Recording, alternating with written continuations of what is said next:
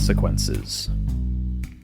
Consequences are the cost of action and inaction in equal measure.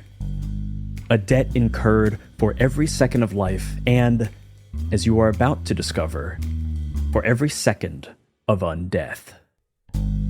Today is October 24th, the day the stock market begins its slow demise. The worst is yet to come, but you don't quite know that yet. And it certainly doesn't feel that way. Everyone in this city will feel the consequences of the machinations of shadowy factions in the city who are the only ones dusting off their tuxes, preparing to celebrate. But you four have to deal with some consequences of your own. But if we can't get ahead, then we're better off dead. So why don't we paint the town red? So why don't you paint the town red, honey? So why don't we paint the town red? Oh.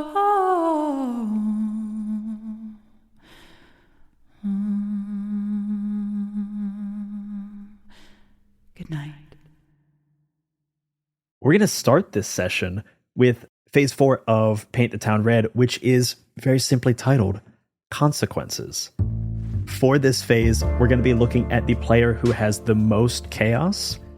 And as I check my little sheet here, that looks like Kane, baby. How you doing? Kane? Why Kane? Kane has done truly nothing wrong or anything truly deserved incursional chaos. First murderer, sweetest guy. So chill. Hey, I'm an entrepreneur. I see an empty field. I see a field that no one's really ventured into, and I just venture into it. I don't see a need, fill a need, I think they call it. Yeah. I see blue skies and I run towards them, baby. So for this section of the game, for every 2 chaos that Kane has, we're going to roll on a table. Each of those has some pretty bad consequences to your actions. And all of those things will occur. We'll decide how they occur together. At the end of that, Kane's chaos will drop to 0, and their pulse will drop to D3. Also, it's important to note that the text explicitly calls out the character with the lowest chaos at the end of the session is being too boring and should be lightly mocked by all the rest of you. Yes. I agree. My favorite part of the game. Yeah. I think we definitely Genius. should not forget that part. Dylan. So Kane, for every 2 chaos we're going to be rolling on this table, how many chaos do you have? I have 9 chaos. Ooh, baby, Yeah. that's a fistful of consequences. I was aiming for 10, but I'm shy. Just one shy. Well, we got 9. That rounds down to 8. There's 4 players here. Why don't each of you grab a D8 and roll it for me? Ooh, D8, D8, D8, D8. So, Fitzroy, what'd you roll? A 5. Reveal a hostile faction. Excellent. Savali, what'd you roll? 3. A friendly contact becomes a rival contact. Yeah, eat it. Minnie, what'd you roll? I rolled an 8. 8. A mortal contact dies or suddenly disappears. Oh, no. Savali, no.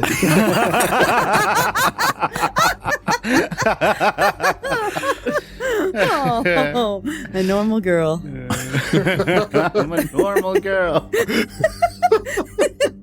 And Kane, what'd you roll? I rolled a 3. Ooh, another friendly contact becomes a rival contact. So there's a lot of stuff there. Let's start with we're going to be revealing a faction. Ed, do you want to roll for a new faction? Yeah, okay. What am I rolling? Roll me a d6. Okay. That's a 6. Yeah, suck it. Yeah. Yeah, that's the highest I can roll. I did well on this. That's Yeah, the he one wins. nice one. He wins.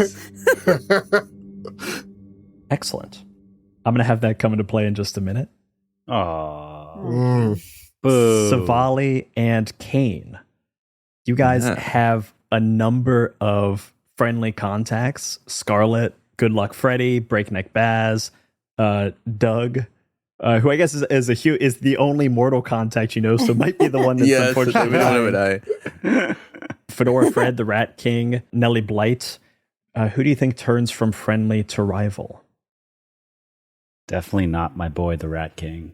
Well, to be fair, the Rat King is being controlled by Fedora Fred right now. That is true. Oh, yeah. Definitely didn't give permission there. Who is Scarlet again? Scarlet is the the Ghost singer, yeah. Ghost thing. Right. Right. My wife. My wife. Nellie Blight was the reporter. Nellie Blight's the reporter. I would like Nellie Blight to be, for me anyway. I like agree. Nellie I Blythe. did just agree tell with her that. everything I know. Yeah. Yeah. I think that's It also gives us ammunition to make fun of Dylan. yeah. Yeah. That's all I ever want to do, honestly. I'm finding an excuse every day to do that.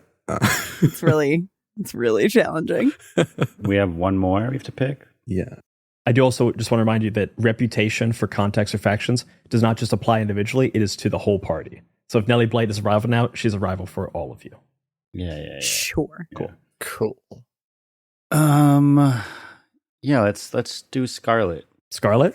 Ah, dang it. Just taking all of the women Taking from all of Minnie. Minnie's toys away. Taking all my hose away. Can't believe you. So we have a mortal contact who dies or disappears.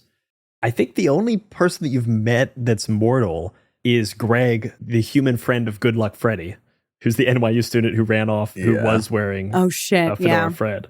Unless there's someone else you guys want to introduce and then have immediately die and or disappear. Yeah, no, Greg's got to go. Yeah, I for think sure. it's great. Yeah. Is there a Yeah. Brian too? Brian too. Brian was alive. Didn't come back. It's Brian with a Y. That guy can die. It's fine. Yeah.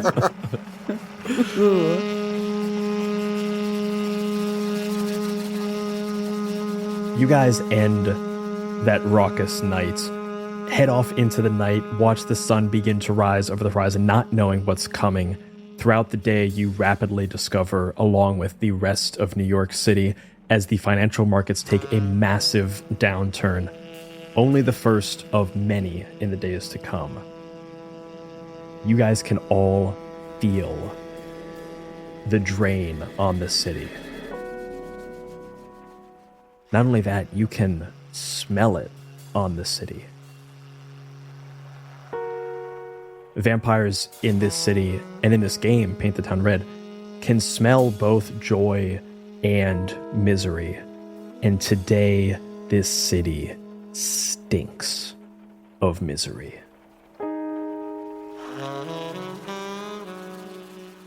Minnie, Yeah. why don't you tell me how you piss off both Scarlet and Nellie Blight? Just to give you a fun bit in the same moment. It was well, it was an accident. Yeah, so I'm sitting there and I'm in Nellie's lap and I'm telling her the story of the night and we're getting on real good, and then Scarlet comes out to do another number and I just was so wrapped up I didn't really mean to, but I kind of like talked all through Scarlet's set. Normally that wouldn't be a problem, but I kind of made a whole big show of it earlier. And then when she sort of hushed me, I maybe sort of like booed her a little bit. And it just wasn't what I meant to do. It just sort of came out of me because I was wrapped up in a moment. And well, anyway, it turns out that, Nellie actually is like a big fan of Scarlet. So, the two of them really didn't love that. And maybe also the story that I just got done telling Nellie was a little more gruesome than I had remembered in my head. And it didn't really make us look all that great, even though I thought that we came across like kind of cool. Anyway, it really wasn't my fault. It was just an accident. And now everybody's all offended. And I said I was sorry. I maybe said it sarcastically, but I meant it genuinely, I think. And yeah, they're mad at me, but like, that's fine.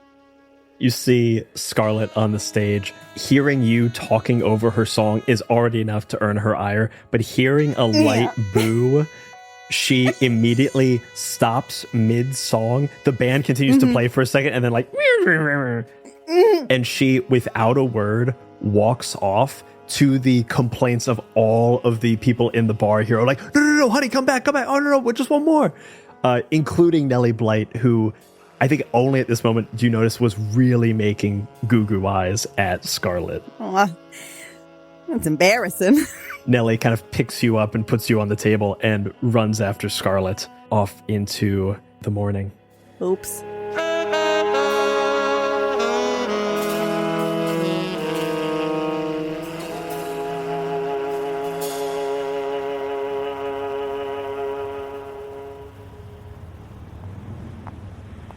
As that happens, Savali, you're walking home after this night out, having only just recently noticed your missing shadow. And off in the distance, you see a familiar face of Good Luck Freddy. Good Luck Freddy kind of runs up to you and goes, "Hey, Savali, have you seen Greg? I've been looking for him. He ran off and he didn't come home. And I checked all of his usual haunts. He's not there." Greg.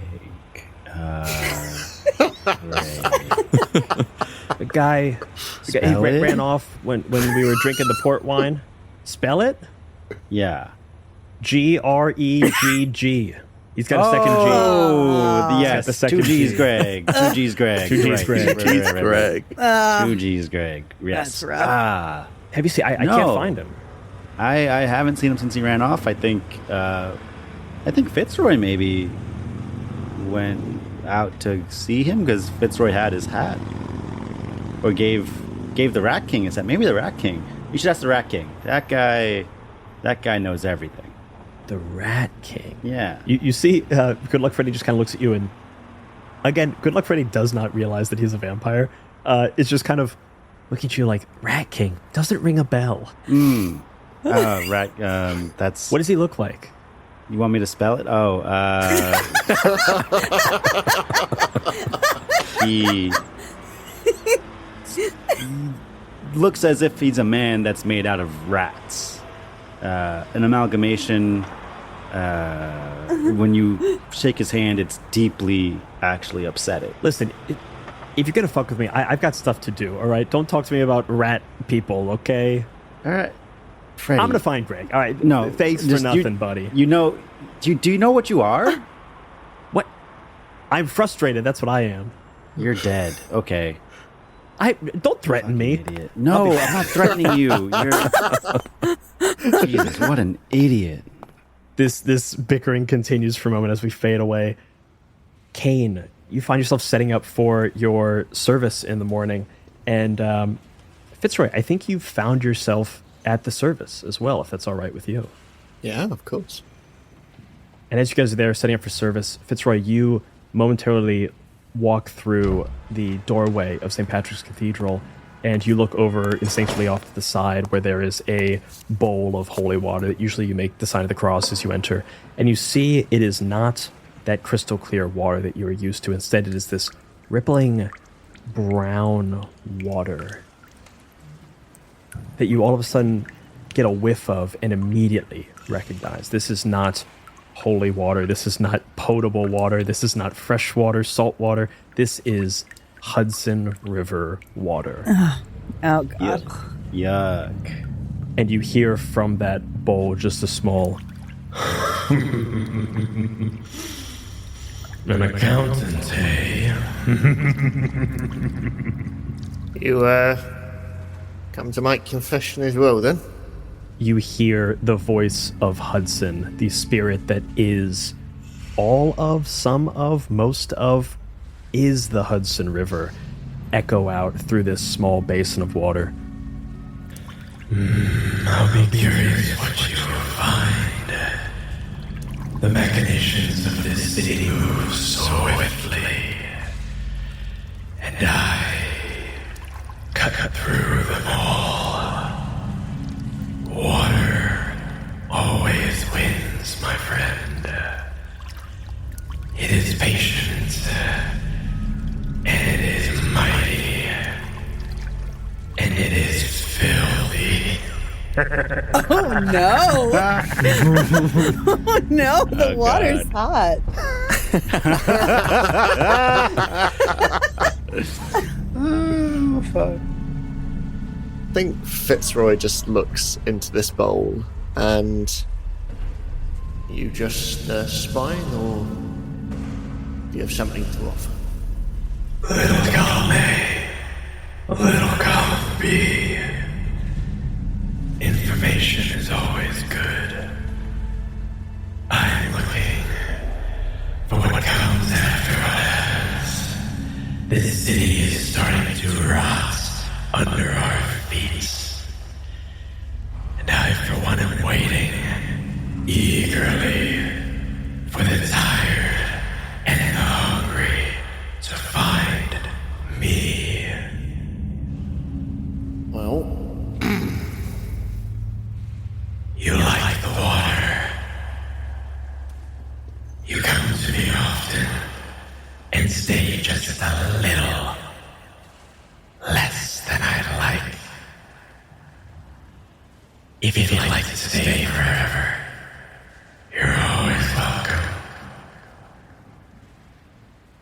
I've died once before, thanks all the same. I've other things in my not quite life now, so... Cheers, though. Pity. I'll be listening. And you see that basin begins to, like a toilet draining with no drain underneath. Just going into some non-existent abyss, the holy water or the Hudson water is drained. What? That's cool. Could I, fuck? as this conversation was happening, have essentially snuck up behind Fitzroy and this avatar of Hudson? Yeah. Almost like a shadow just kind of behind Fitzroy, listening in on what's going on. Could I have done that? Yeah, I'll say roll a duplicity check to see if you can do this without Hudson noticing. Okay. Oh, it's a 5 and a 4 plus a 1, so that's a 10. Yeah, you stay off in the distance listening. You actually know that in this cathedral, you don't have to get very close. There are a number of whispering points in this cathedral where from exactly the right spot across the cathedral, you can hear a whispered conversation as if it is right next to you. And you see Fitzroy looking down and speaking to this basin of holy water. And you stand just a few inches to your left, 50, 60 feet away, and hear the entirety of this conversation, recognizing the voice of Hudson, and knowing that this is an entity excited for the desperation that is to come. There's a slight smile that spreads across Kane's face because you'd be surprised how many people turn to religion when things become desperate. And I think you see that even as the markets close that day, and you begin to see more parishioners than you usually had in the past. Not a lot, but just a few more very specific prayers, and also very notably, a few less alms in the box for the poor. And certainly no money for the church roof. And as we move on, we return once more to the first phase of Paint the Town Red, which is it is all happening tonight. Kane, at the end of these consequences, your chaos drops to 0, and your pulse returns down to D3. So if you can go ahead and roll D3 for me, and let me know what you get. Yes, I rolled a d6 and rolled a 4, so half of that is a 2. So Kane, you are feeling not so chaotic and also very much not alive. It all begins happening tonight. This It's All Happening Tonight phase is going to look a bit more like a montage than our first session. So I'm going to go around to each of you, and I want you to, consulting your chaos and pulse numbers, tell me what you're doing that day. You can choose to roll on the table that is presented with you based on your quadrant, or you can make something up that you feel like fits. Kane, we're going to go ahead and start with you, because you are low pulse and low chaos. I'll go with the table. It says, you are somewhere high up looking down at the city, brooding. And I think I'm on top of the constantly in need of repair roof of the church. Sat after service, just kind of watching the cityscape. The, as far as I can tell, newly dead city after whatever happened with the stocks just the night before. And I'm trying hard to listen, focus in on the hustle and bustle of the city. But it just doesn't seem to be much of it today. Not as much as there usually is. Usually at least trying to let that pour in helps. It helps with distracting me from the other noises that I'm constantly hearing. But in this case today, it's not. And I just keep hearing it in my head, like always, maybe even louder than ever.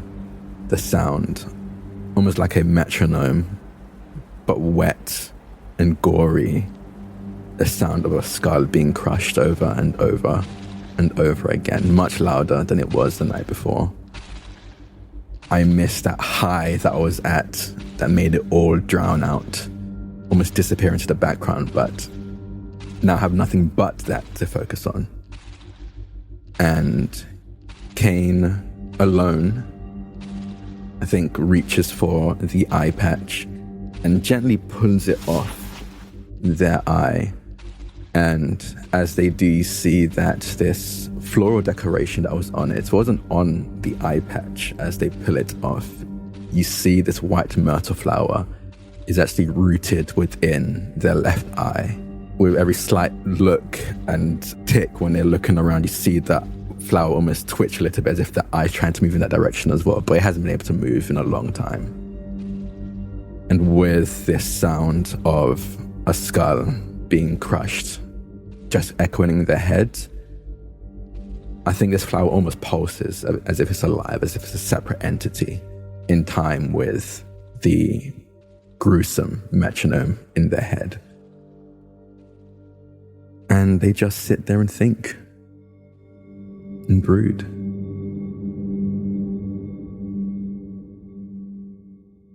That metronome of a crime thousands of years old pulses with the city, pulses with your lack of a heartbeat. This is your heartbeat now. Usually you can drown it out with frivolity and with the sound of the city, but the sound of the city is being drowned out by the stench of the city. The city moves slow. The city moves angry. You hear it, but it doesn't drown it out. Nowhere close. And you sit and you think. A prison within your own ears. A prison within your own mind. And we move over to Minnie. Yeah. Minnie with low chaos and high pulse. You're feeling more alive, but a little less chaotic. What do you do? Minnie, despite all of the drama that kind of ruined the end of the night, she still stayed and shut down the bar as best she could. So tonight, she's kind of sleeping in. She's upstairs in the apartment in a bed with like a just black curtains on every possible window. And every time that she like starts to wake up, she opens her eyes and sees this sliver of light that's crept into the room and just shuts her eyes again, pulls the covers over, and she's trying to stay asleep as long as she can tonight. Not really particularly feeling in a rush to get back downstairs. You try to rest, live almost in a normal way. You see flashes of the night before, flashes of the two playthings that you were sitting on their lap and looking at and lost out the window. You don't gotta rub it in or anything. It's not me, the GM, rubbing it. It is in your own mind. You yourself. Yeah, bitch. But sometimes the only thing to do is try and sink into bed as deep as you can, pull the covers over top, and let it all pass by, waiting for the better thing to come along. Savali. Yeah. With high pulse and high chaos. Why don't you roll on this table for me, or let me know what you would like to do as it all begins happening tonight. And I'll say what I'd like you to do is drag Minnie into your scene as well. Okay. You are roommates after all. Girls' night. We are roommates. Yeah, I rolled a 3. You were up in the face of some fucker, ready to start a brawl. And I think what has happened since the market crashed, right? And everyone's rushing to the banks to get their money. Yeah, we could say there's a run on the banks, sure. I was gonna fuck up a banker, but if that's Yeah, you can fuck up a banker. All right, we're fucking up a banker, Minnie. We're beating up a banker. Hell yeah, we are. Savali, you hear reports midday on the radio of the stock market beginning to crash and taking a massive dip in early trading. And you know that a number of the banks have started closing their doors or trying to hold back money. You've heard that there's a rush on on a couple of banks happening, including the bank where you keep your money. And you know that it feels bad. You smell the scent of misery on the city. Might be time to get some of it out, what you got in. Me and Minnie roll down to the bank. We get on the little banking line.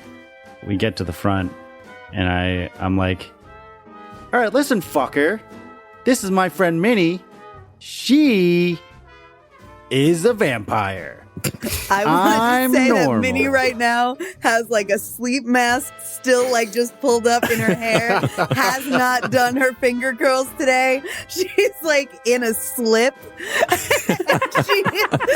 She's looking real pissed.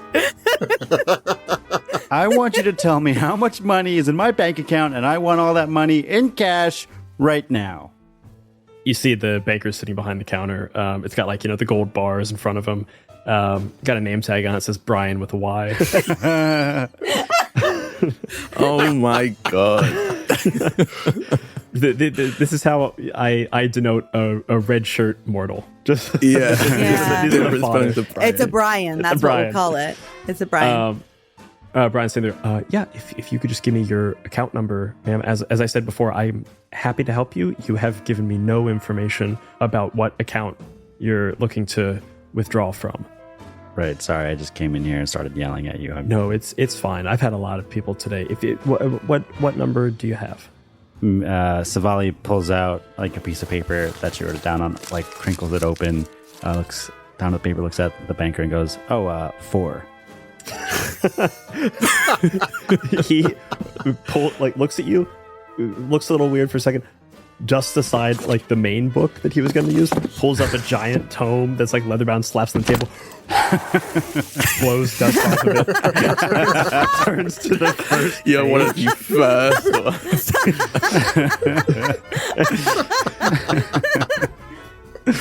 He goes, all right, we got Jesus, Cain, Rockefeller, Savali. Oh, wonderful. Rockefeller was the third bank account, yeah. Jesus did come to America. The Mormons were right. Oh, damn. Oh, my God. Oh, no. He looks at you and goes, yeah, I'd be happy to. And then all of a sudden, the clock on the wall clicks, and it hits 5 o'clock, and he goes, ooh, I'm so sorry. You're going to have to come back tomorrow. No. Come on, wait, I'm so sorry, and starts pulling down the curtain in front of him. Wait. Minnie is gonna grab at your arm. What? Did you bring me out of bed for a particular reason? I need you to help me get my money. Our money. The money I give you to buy me port. Oh, that's right. And she wakes up and pulls the curtain back up, grabs this Brian by the scruff of the neck, and pulls him down. Oh, no. Hello? Sorry, the bank is closed now. It's not closed till you give us some money, sugar. It's actually at 5 o'clock. That's banking hours. I was having a real nice nap. I was having such sweet dreams.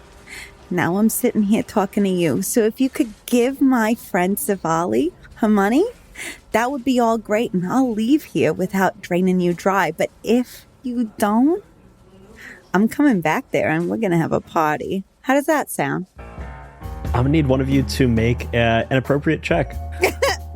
What's appropriate, do you think? I feels like savagery. Yeah, that's definitely I'm feeling pretty savage right now. Savali, this is your scene, so I'll let either you can make it or you can pass it off to Minnie to make it as your proxy. No, let Minnie do it. All right. Yeah? Go for it. She's the muscle. But I will be clear, any bad things that happen will happen to Savali. You okay with that? I like this. Okay. I really like this.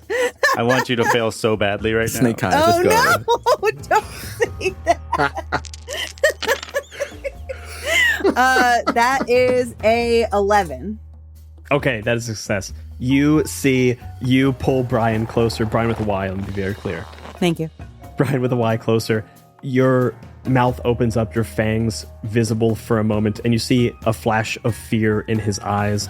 I'm going to say he recognizes you for what you are as undead, which means I need you to go ahead and gain a chaos. Ooh. Please, yeah.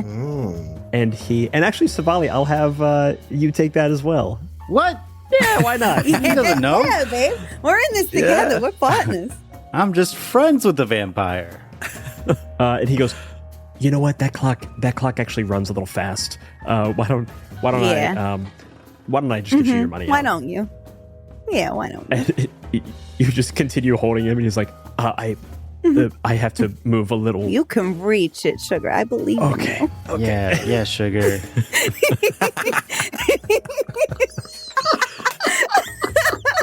You hold fast, and he just like keeps pulling back. His tie just getting tighter and tighter as he does. He's just okay. I'm almost there.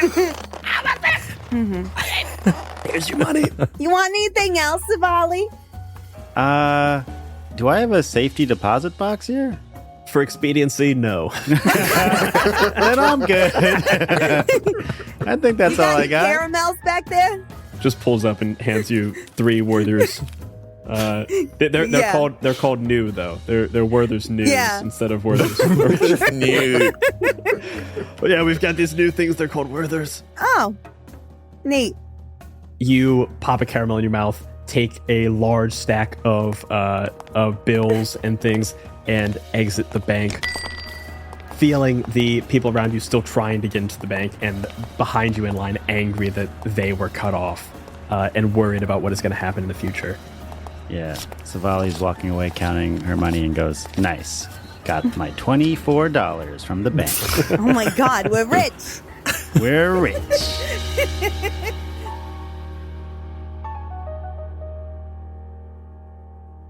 And last but not least, Fitzroy, with a low pulse and a high chaos. Go ahead and roll a die for me and tell me how you got into the mess that you are in. I rolled a 2, which means that I am bruised and I am battered and I am lying in a gutter.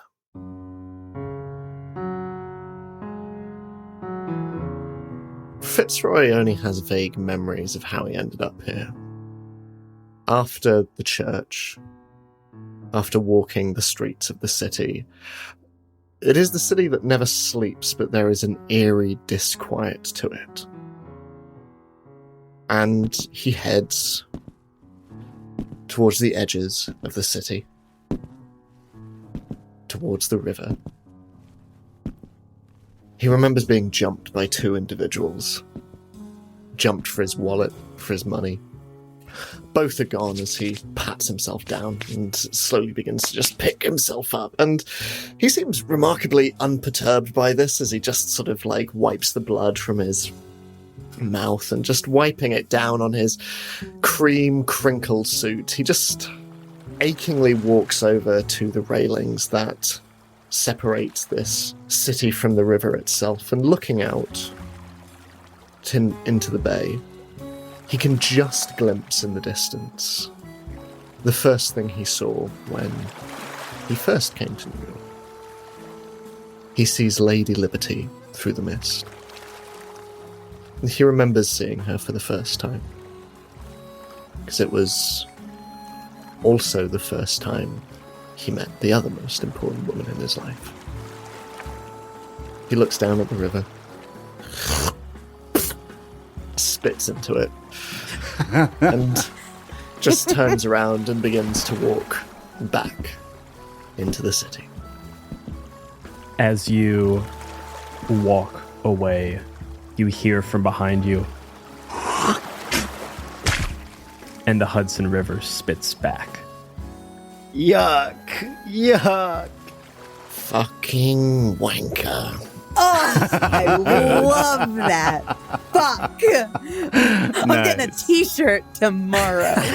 The Hudson River spits back. It's a t-shirt. Spits back. Damn.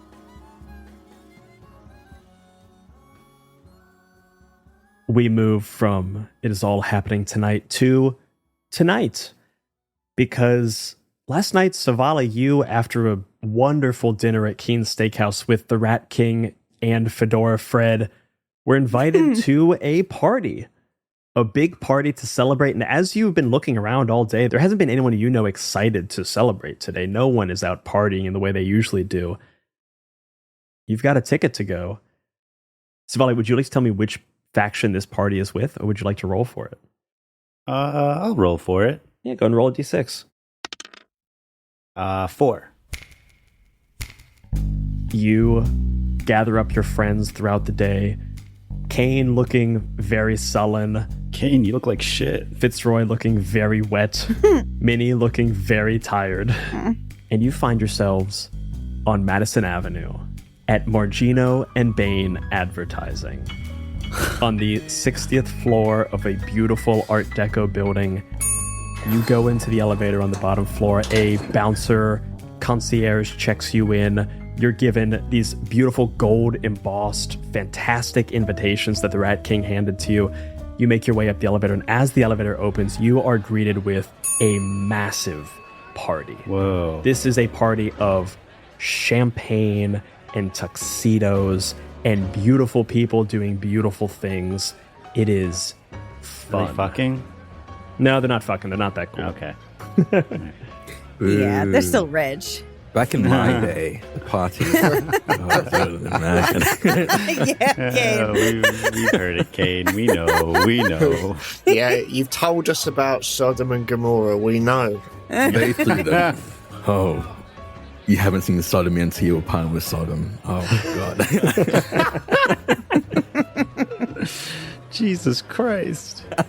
He was there. He was a hard party. You guys see a party of champagne and tuxedos and gold and glitz and glam and expense. You see excess here. A lot of the parties you guys go to are more carnal and fun. This is a show of power and a show of wealth more than anything else. Everyone's having fun. They're here to be seen having fun, competing with each other for how much fun they can be seen having, regardless of whether or not they have said fun. Oh, God. It's a different air, but the booze is still good. Tell me, what do you guys do? Take shots. Yeah. You go up to the bartender. He's behind the bar. He's got a whole array of things, and there's a placard that has all the different drink. Old fashioned Manhattan. You've got champagne. You've got Cur Royales. You've got all these fancy champagne related drinks. What shot do you ask him for? 4 shots of your finest port, please. I will kind of raise a hand and go, AB negative if you have any. The bartender goes, oh, and he gives you a big side-eye wink. Actually, Kane, do me a favor. Roll a D12 for me. See who's bartending tonight. Okay. Let's say 2. Tell me, who do you think would be behind there? A patron of the arts or a historian? I think a historian. Historian. You see a familiar figure to you, Dr. Lawrence Fielding. He is a historian, antiquarian at the Museum of Natural History on loan from the British Museum. He comes around the bars all the time trying to collect stories from you guys, stories of undeath. And especially he comes to you a lot just because you are so old and have so many good stories. I like to call it experience, but I guess old works as well. He loves that line. He eats that line for breakfast. And he very quickly pours you guys some shots in very fine, highball glasses so they don't look like shots, and goes, "Oh, hello, Kane. Wonderful to see you. How too, Doctor. It's absolutely lovely to see you here. I didn't expect these people are a bit stuffy, and I didn't expect to see the fun partiers here, but they do have good stories. I'm just curious. I'm trying to round out my exhibit, and what I've been asked to do is maybe disprove some historical facts or anything like that. Do you have any secrets from your time in life?" Oh, they take a seat and they kind of groan, very much like the groan of you take a, the kind of groan you start noticing you do when you take a seat and you're getting a bit older, getting up in years. Even though they have no reason to be feeling any aches or pains in their joints, they kind of sit as if they do and sigh. Do you want anything pre or post Jesus? Oh, currently I'm looking more pre-Jesus personally. Okay. But I'll take anything. The folks here at the Natural History Museum are not too picky. If I can give them a splashy article, a splashy bit of an exhibit, they'll love it. Oh, okay. Well, hold on. And they'll reach into their pockets, and you kind of hear a rattling of something in there, and you can only assume it's either dice or bones as they reach in and pull out what looks like a knuckle bone and sets it down. Well, as you know, I was one of the first people to build what we recognize as cities. Yes. Very, very interested in this. Yes. Well, in that same city, I suppose I was one of the first serial killers. Oh, wonderful. He pulls out a notebook and starts writing it down. First serial killer. This will be a splash.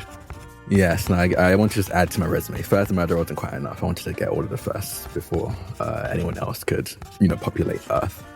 Sure, but of course, these are very the sensible. knuckle bones of. Thank you. I like to think so. I like to be a bit more proactive kind of person. Yeah, these knuckle bones are some of the first of my first victims. This one here, the Royal Baker. This one here was trying to become a librarian, but I burned that library down. And they just go through a bunch of heinous crimes that they committed, and each one is he has a memento of them, some kind of bone or something from those victims. Would you mind? Yes. If I collect some of these into a wonderful exhibit for the museum? I could have some placards made. We could have a big show of it. Go. Burn down a library of Alexandria, perhaps. That was one of them. That was quite a few years later on. Of course. I'd love to make an exhibit of these.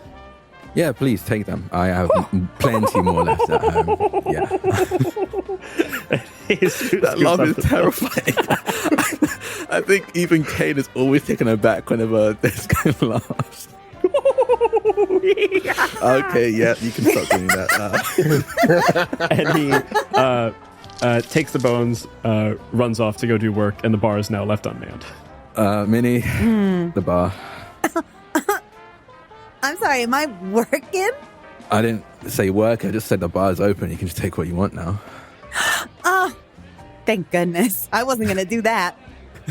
She runs to the bar. Again, could go behind it, does not, leans over it, scoops out what she wants from behind the bar, from over it. Should we each take a bottle? Yeah, or maybe two. We each take 2 bottles. Yeah. Roy.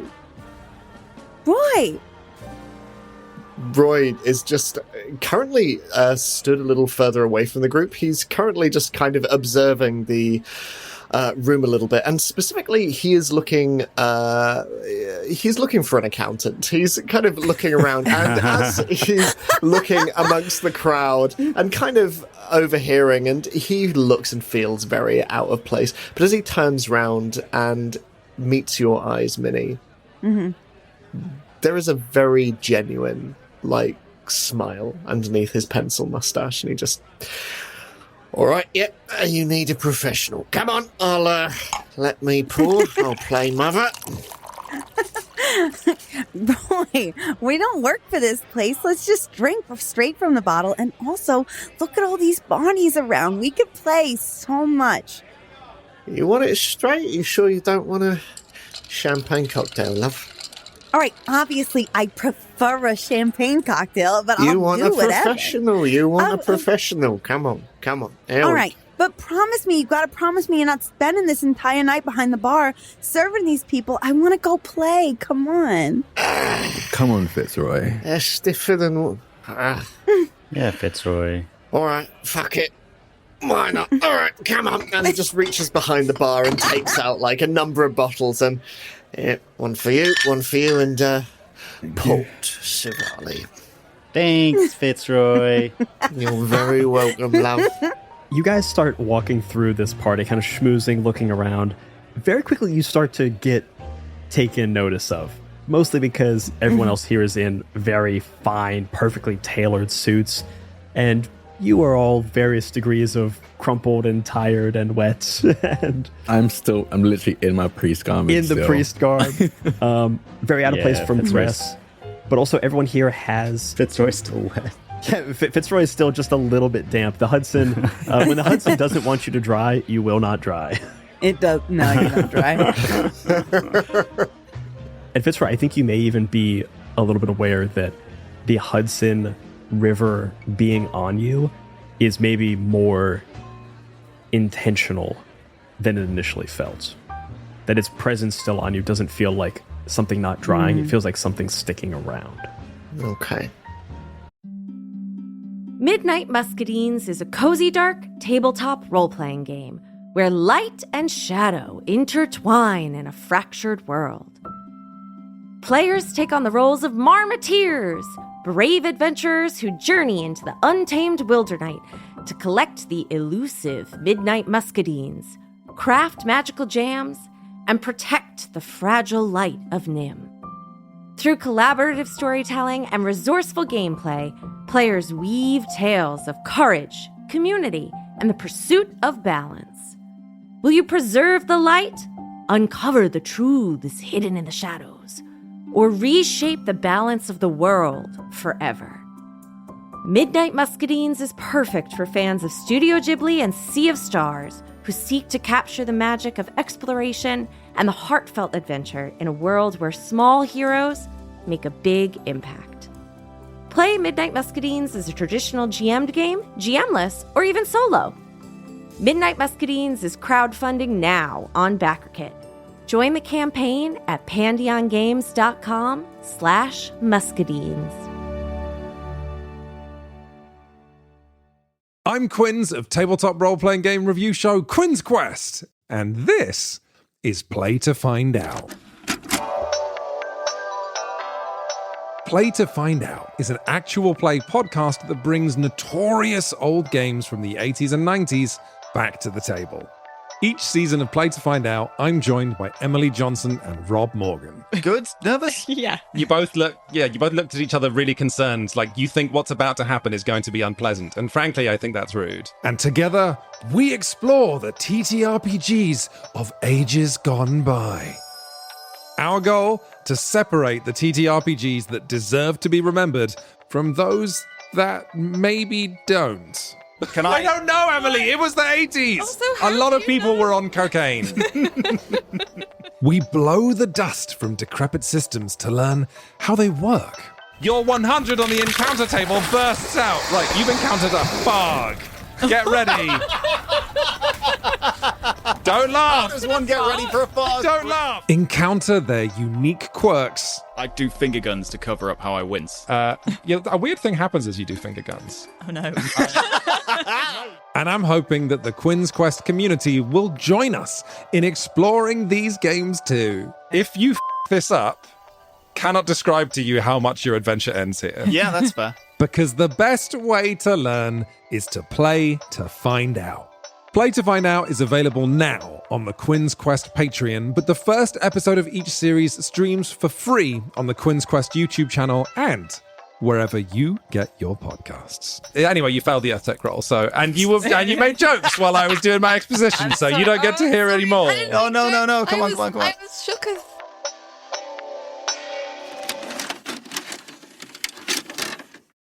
You are gaining a lot of attention for your attire, but also all of you are drinking straight from bottles. Savali just has a bottle of AB negative port, and everyone else has these fine crystal champagne goblets.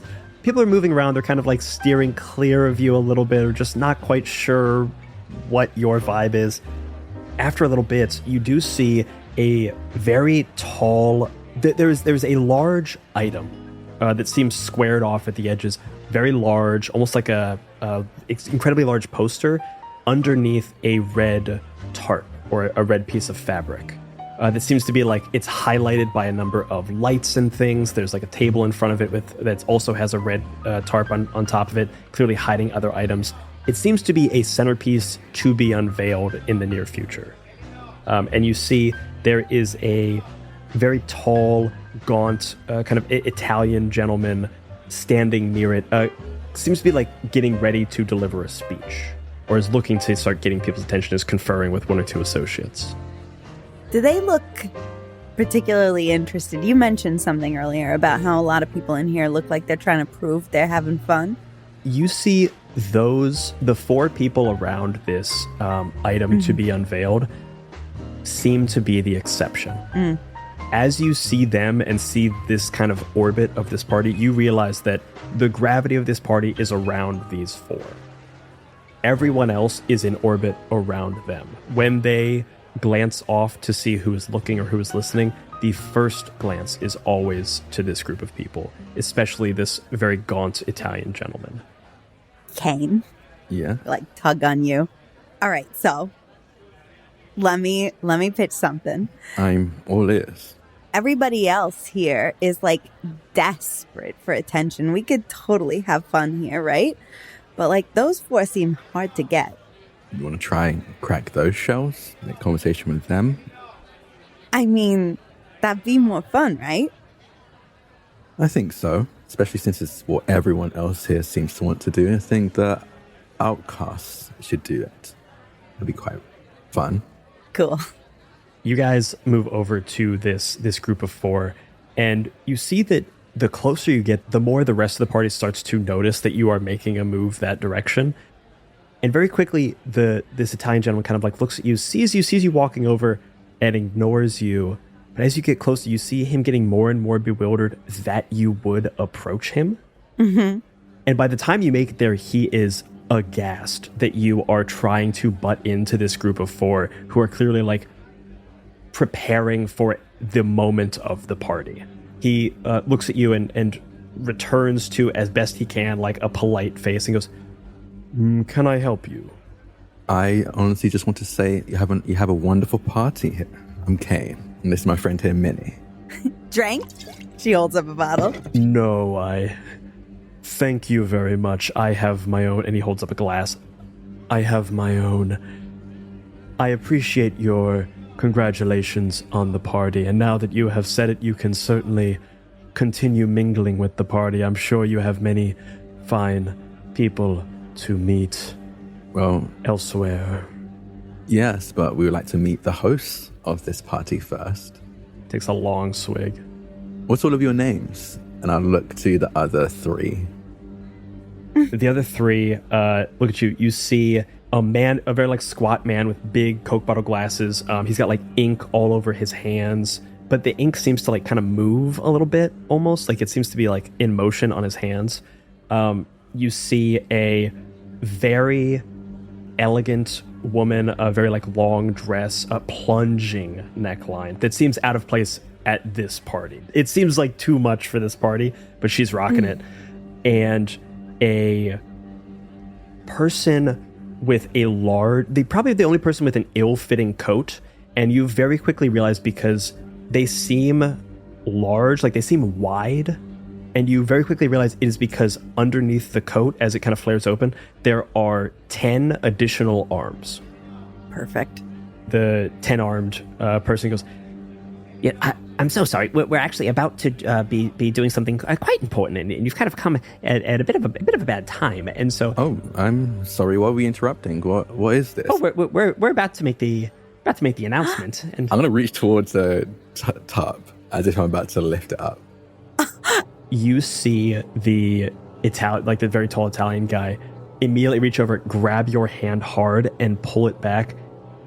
The entire time, for anyone else looking, it almost looks polite, but you feel the grip of the hand. It is very much not polite. Grabs it. You feel his nails digging into your wrist in a very deliberate, very uncomfortable way, and he pulls your hand back towards you and goes, "Just wait like everyone else. You'll see soon enough how we plan to change this city, to bring it back from the ashes that it will be in soon." I don't understand. This is the best city on earth. You got something to make it even better? You see the woman looks at you. She turns over to the man and goes, Antonio, don't waste your breath with these people. Let's just... excuse me, miss, if you could just kindly fuck off, okay? We got some talking to do. We're going to show you how we're going to change the world. If you want to be part of that afterwards, you're more than welcome to. But I think right now, you're just in our way, okay, honey? So why don't you go over there? Get yourself another bottle or something, all right? Okay. It's okay, babe. Don't worry about it. You know what? I will. Can't wait to hear about your little experiment. She's gonna walk, like, cross over the bar, grab another bottle. She's got 2 in her hands now. And she's gonna pick the most desperate looking group of people to sit with. Whoever looks the most desperate to be seen having fun, that's where she's gonna park.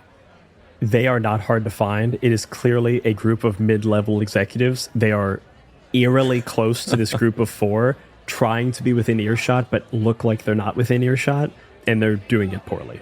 These are the people you know will never make it to sea level, but kind of think they will. Oh, yeah. It's a self-delusional type thing. I think there's definitely a moment where Kane like steps forward and Minnie's like, "No, it's okay." And as Minnie walks away, Kane just stares at these 4 with a smile on their face, and then turns and I think joins Minnie at their table. As you walk away, you do hear the 12-armed gentleman, who you hear referenced as Switch. Switch turns to them and goes, Hey, do you guys know who that was?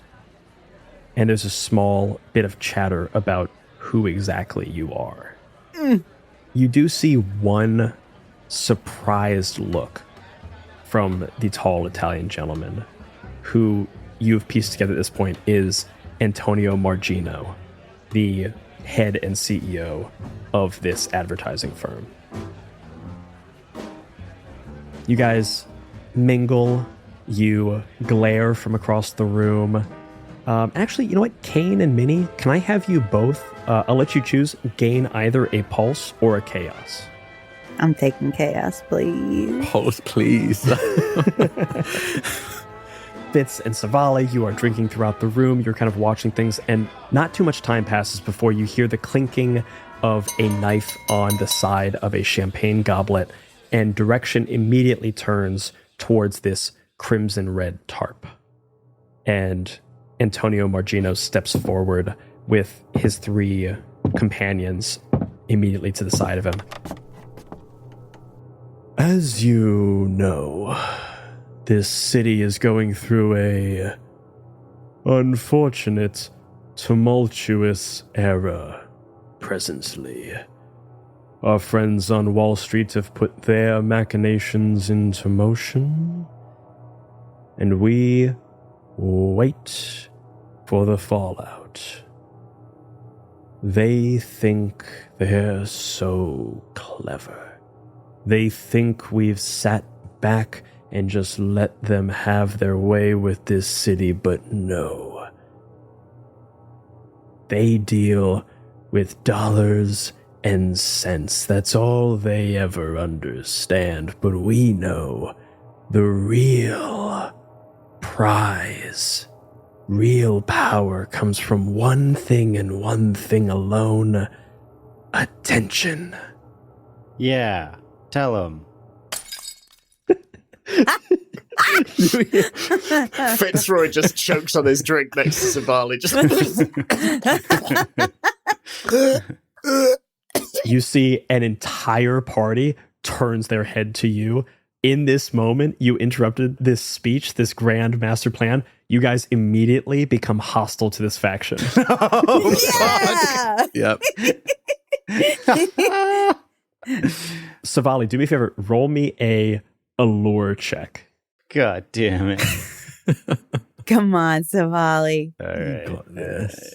All right. You don't want to roll 2 1s. That'd be wild. Okay, I rolled a 5 and a 4, so a 9 plus 0. This is 9. Okay. You see momentarily Antonio's eyes glance over to a number of very fucking scary bodyguards. They look to him for permission, and he gives them a small shake of the head, allowing you to stay in this moment. Hi, I'm Savali. Savali, shut the fuck up. Okay.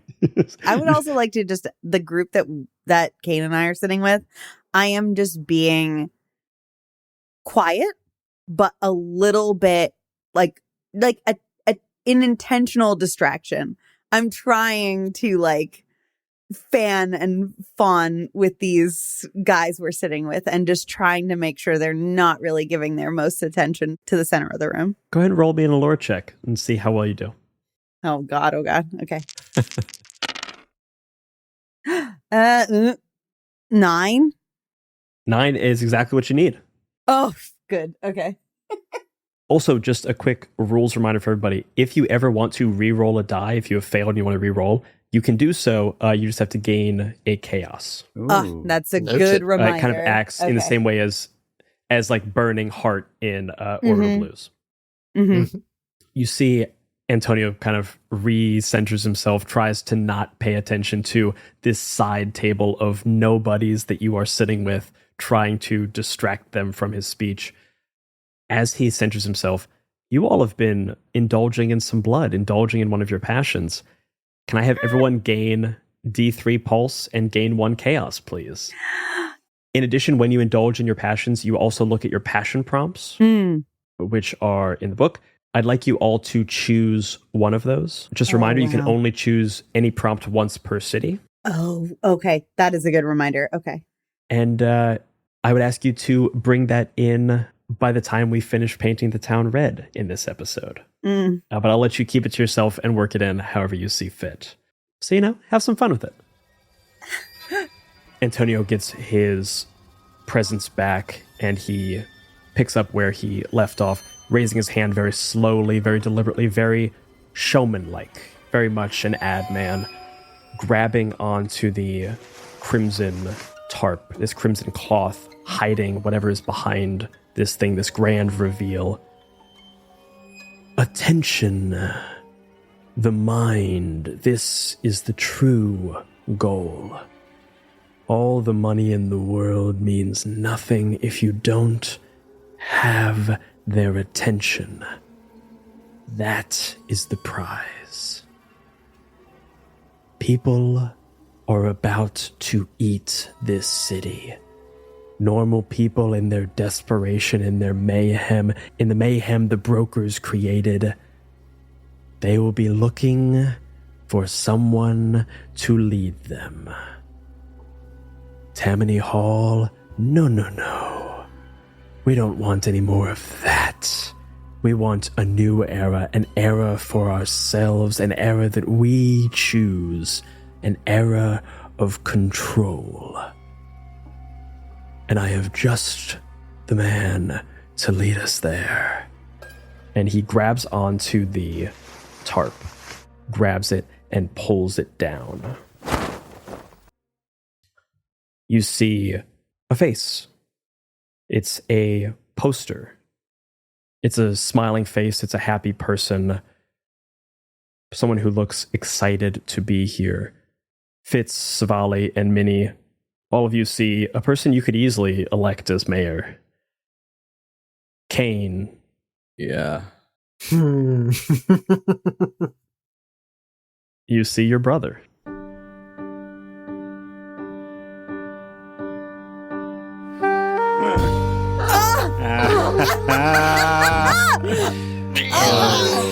Fuck. Upon seeing Abel's face on this poster, one of the rules in the book is you can just take damage. If something happens that would hurt your feelings, I think I'm going to take 3 pulse damage as I see Abel's face just immediately, as the sound of a crushing skull that was just being drowned out by almost a rushing flow of blood that I had just drank overwhelms that rushing sound.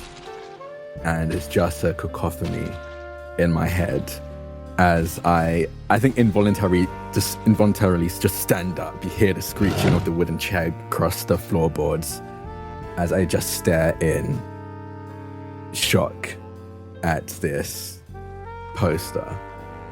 And very quickly notice everyone staring. I'm sorry. He's excited to vote, everybody. He's excited to vote. Yeah. As we all are. Yeah. I'd vote for this guy. And they sit back down.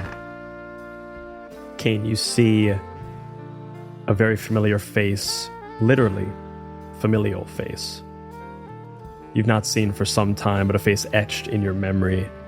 That sound, that ever-present crush, crush, crush that is the heartbeat of your own death matches for a moment with the sound of applause as the sound, whatever the rest of the speech was, the rest of you hear it. Kane, you will never know what Antonio said after he announced your brother as a candidate for mayor. You look into this face, this beautiful poster that you feel a pull to, not only of great design and of, this is, after all, an advertising firm. They make it look goddamn good. You feel something in that ink on the page, pulling you towards it. Minnie, Fitz, Savali, you all feel something in the physical ink of this page seeping into your mind, saying, vote for me. Vote for me. The undead can hear it, but you know that this is not something mortals would be able to resist. The plan of Margito and Bane is not super complex. They have the ability to change minds because advertising is not just like mind control, it is mind control. And they've made that all the more literal. They've chosen their candidate. Their candidate is Abel. That womp womp womp that you were hearing, Kane, begins to fade out as the party returns to your ears, and you slowly start to hear a bit of Antonio's words. And we're going to be announcing officially, of course, on the steps of City Hall, Tuesday after the close of the stock market. Right when they think they've won, we'll show them just how wrong they are.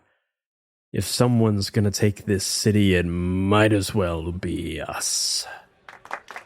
And rounds of applause from the sycophants that embody this room.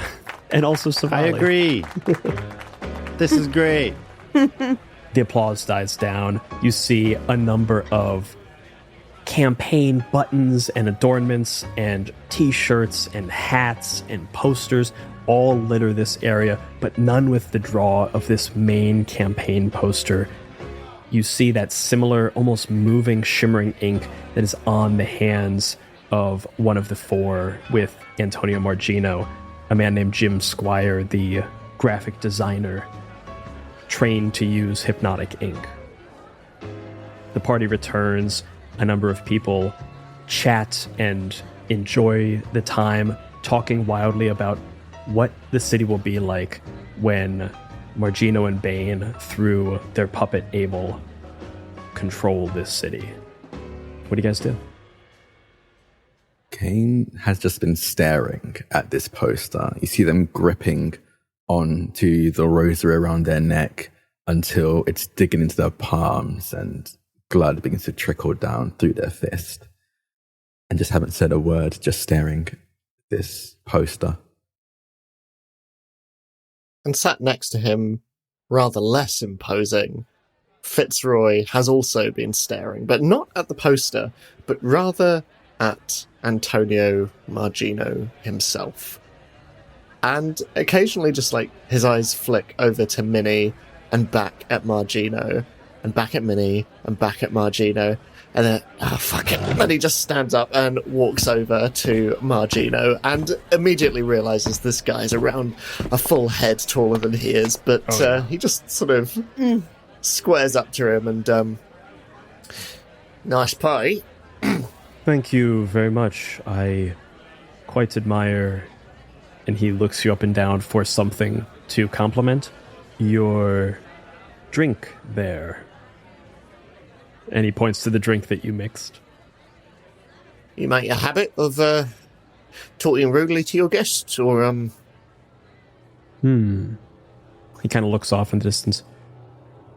Rudeness implies a negativity towards an equal, yes? Generally. And I think if you look around this room, you'll find I sit at the head of it. It's not rudeness when it comes from the top so much as just harsh truths told to you by your betters. Well, I think you should apologise to my better over there. He looks over, sees Minnie. Please? To Minnie, like, who is leaned over the chair watching this and drinking straight out of the bottle. Like, with a guy who is, like, clearly whispering in her ear and, like, kissing her hand, and she's not paying attention at all. She is dead-eyed lock on whatever's happening over there.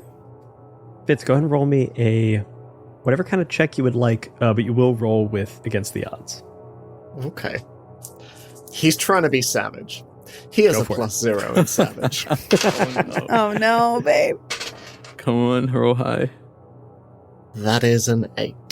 That is one shy. If you want to gain chaos, you can gain 1 chaos per die you re-roll. But you have to keep the re-rolled result.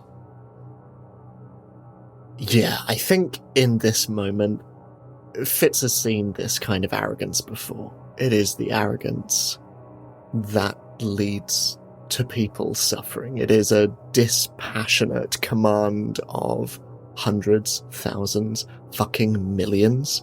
And suddenly Fitz just feels that sensation of soil in his throat once more. And yeah, I think he's going to push it. That's a 7. Did you re-roll 2 dice? Damn. I did. So take 2 chaos. Fitz, just as his blood is beginning to boil, he's just stood there more impotent than he has ever been. You see Antonio look at you and turn away without addressing you, without looking back to Minnie, without saying anything, with a look that confirms in your mind that he is your better. And he turns his back to you, fully confident that you will fucking do nothing. and he goes back about his conversation. A conversation that you overhear is entirely trivial. Almost deliberately so. As Antonio turns, he sees the poster which Savali is making out with right now. Babe. What? What? She's been hypnotized. She You're likes... out with my brother. She doesn't know that.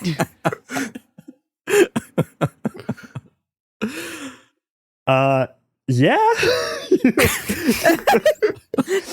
So to recap, Fitz, you say this thing, you get the most withering dismissal of your life, likely that you will ever receive. And immediately Antonio turns around, tries to do even worse to you with his back turned, immediately is met with the sight of Savali, arms around.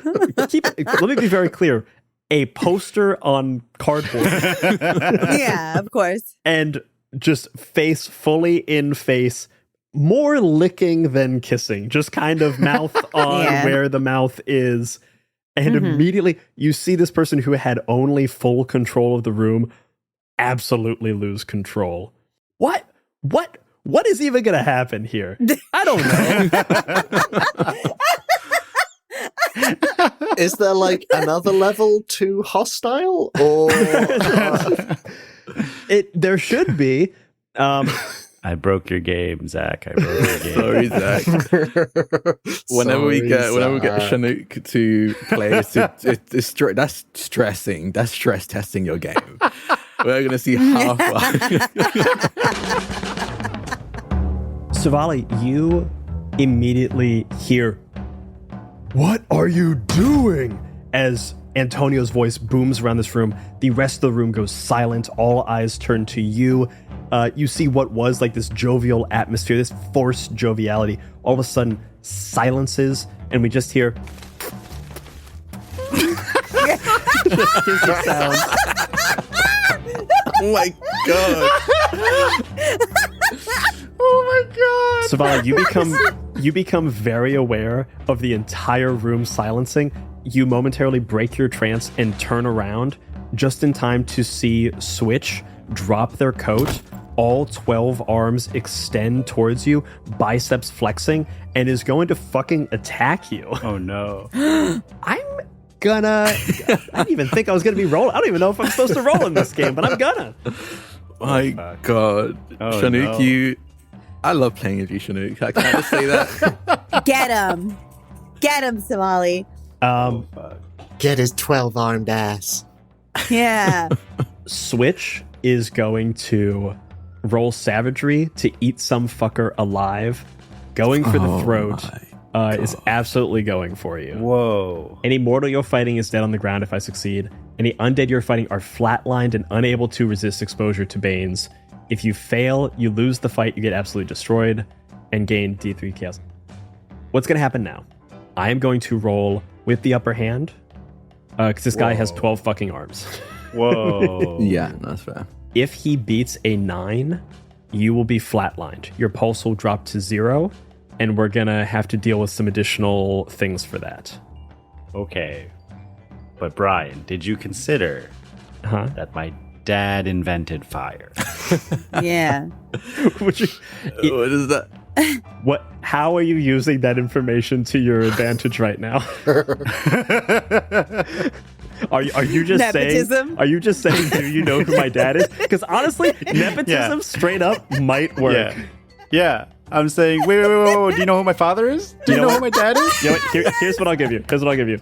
Roll a lore or duplicity against the odds. If you succeed, he will not have the upper hand. He'll just roll straight. Okay. I'll roll duplicity with the.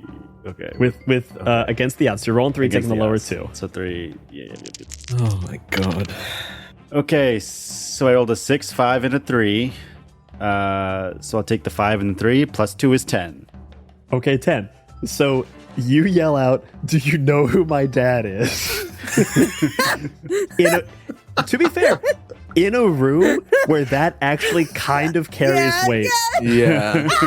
It is not, let me be very clear, it is not going to stop Switch from attacking you. It is going to make him hesitate for a moment and makes it a little easier for you to maybe succeed. Oh my god. I'm going to say Switch. Switch is a 12-handed switchboard operator. I'm going to say he gets +1 to savagery. Fuck. Just rolling 2d6.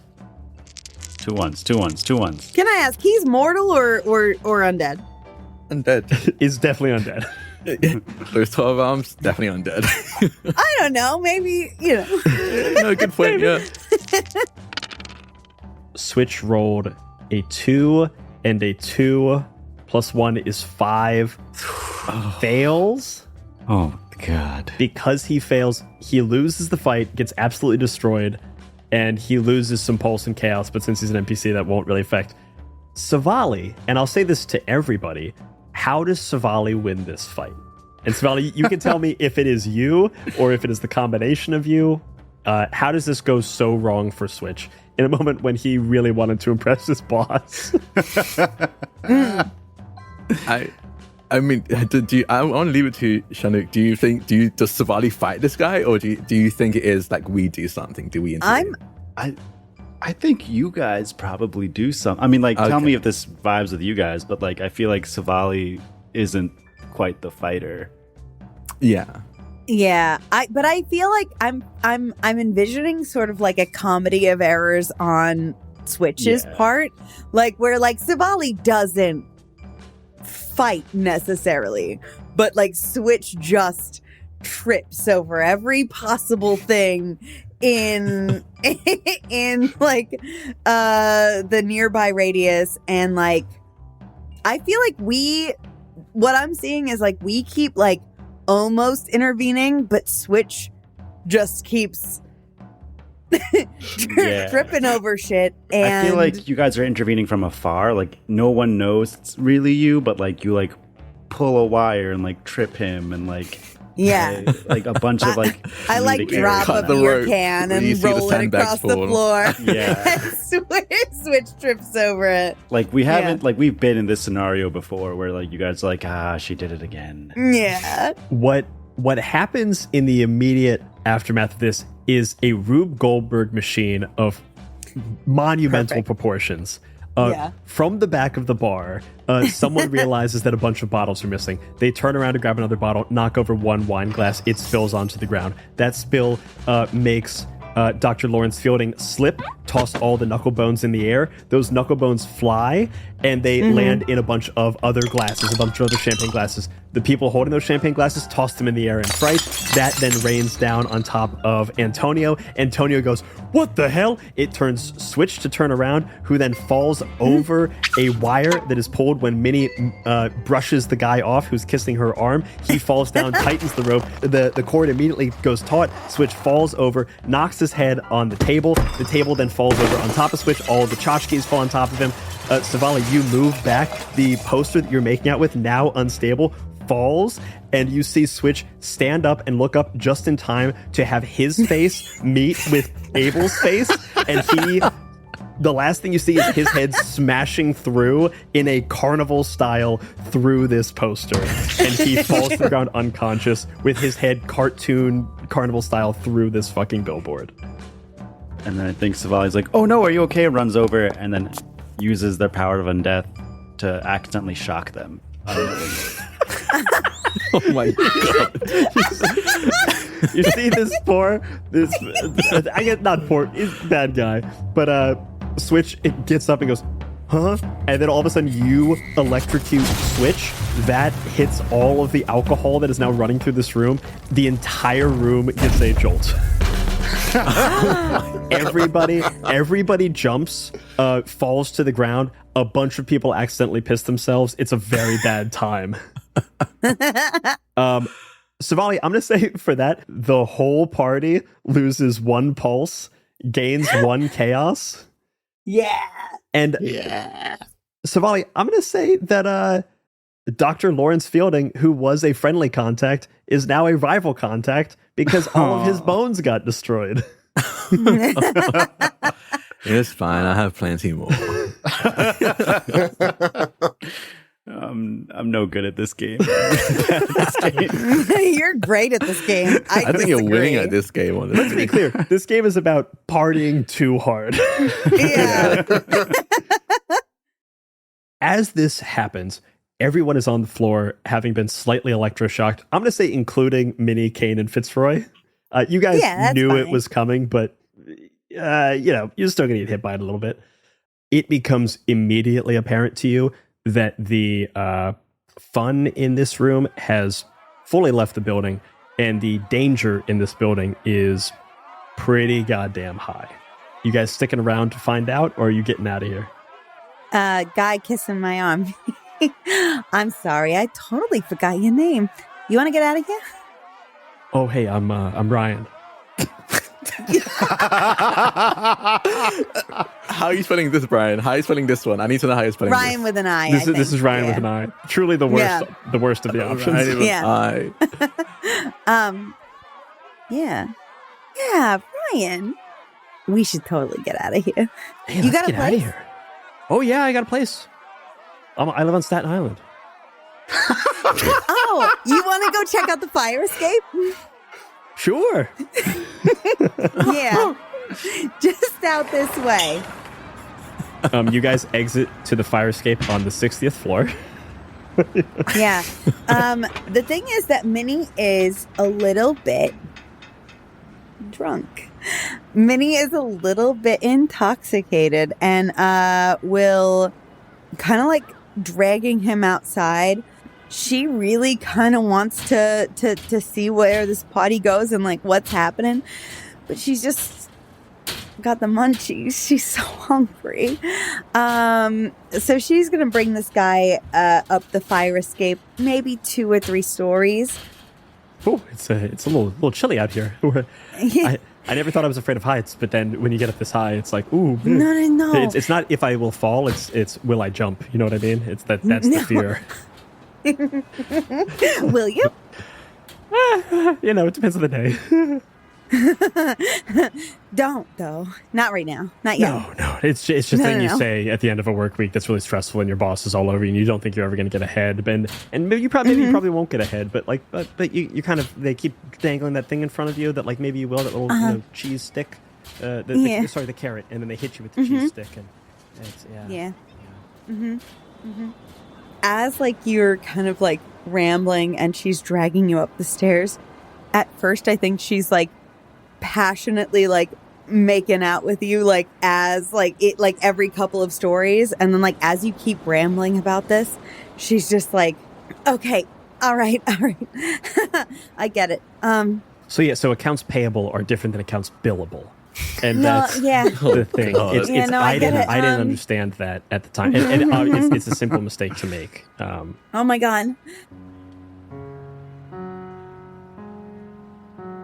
She takes him up this fire escape, and every couple of, steps, distracting him from whatever rant and ramble he's on is distracting him with pushing him up against whatever railing and kissing him and trying to stop him from talking. It's surprising how well that works and how short of a time it works for. It's Not so that brief surprising. that you can get him to shut his mouth. Yeah.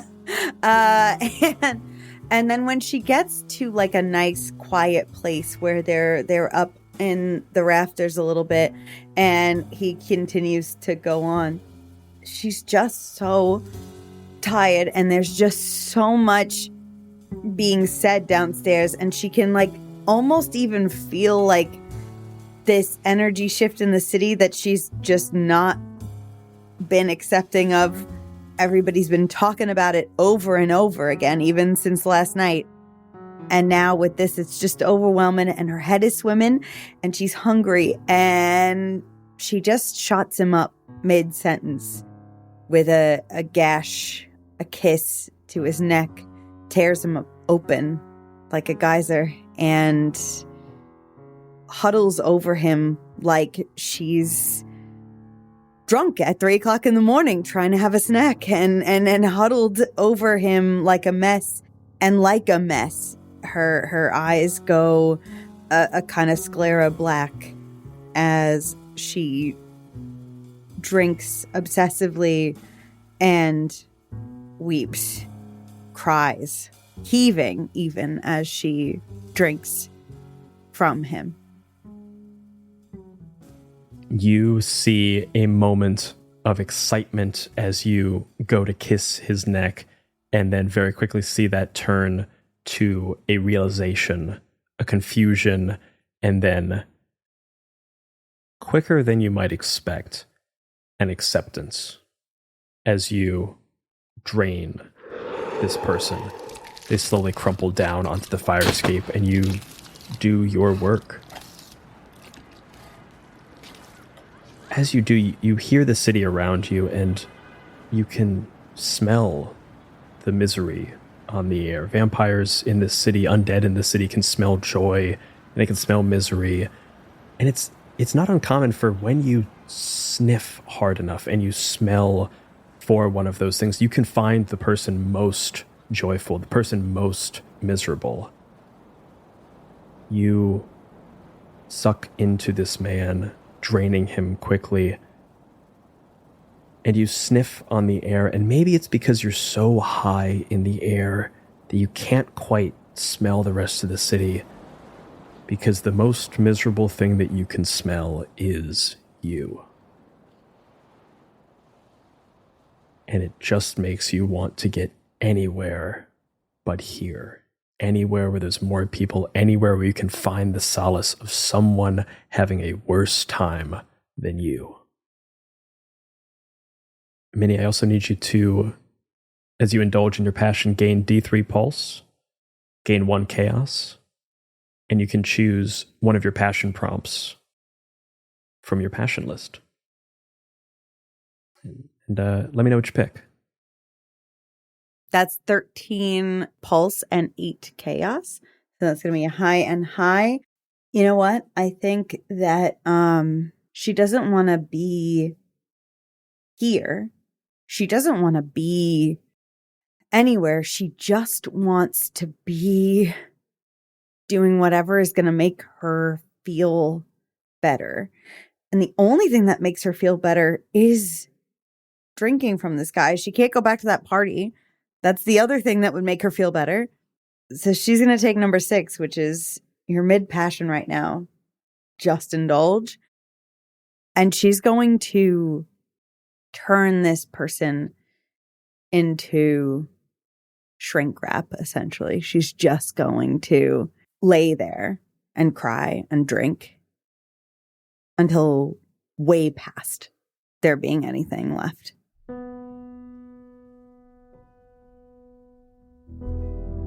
Your pulse is so high. You are so oddly alive right now. But you are so sad. And that is a terrible realization, that you can feel this alive, and feeling this alive comes with that double-edged sword. Being alive can be happy and joyful, and it can also be miserable. You know that the last gulps of blood from this person do not taste good or not easy to get to, and you squeeze the toothpaste from the tube until it crinkles and cracks and shatters in your hands.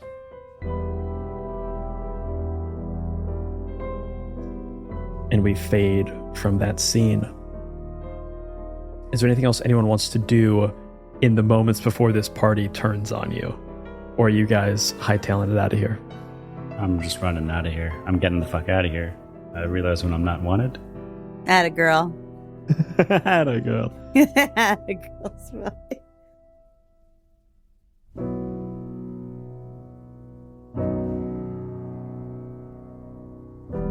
As we pull out of this scene, pulling back through the fog of New York City as the moon is beginning to rise and come out in full on this night, we're going to move to a bit of downtime even while you guys are at the party. This is from the moments that the party has turned on you till sometime the next day or two.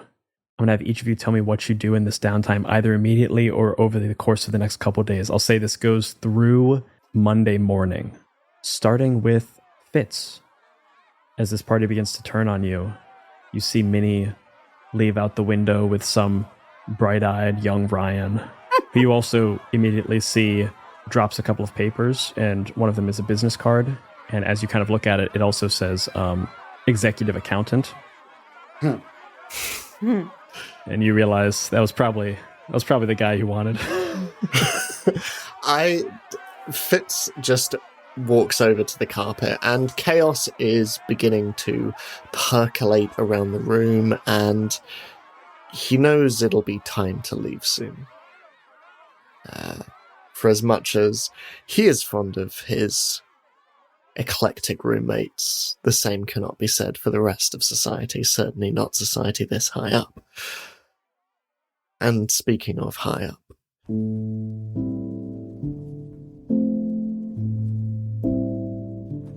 he looks out towards the fire escape. And he takes the business card and rather optimistically puts it inside his jacket as he steps out. And as he steps out and the cool breeze this high up just hits him, through the iron stairs that lead up the fire escape, rivulets of blood are just pouring down as he just looks up. And as he looks up and he just hears this heaving weeping, he realizes it's time to lie low.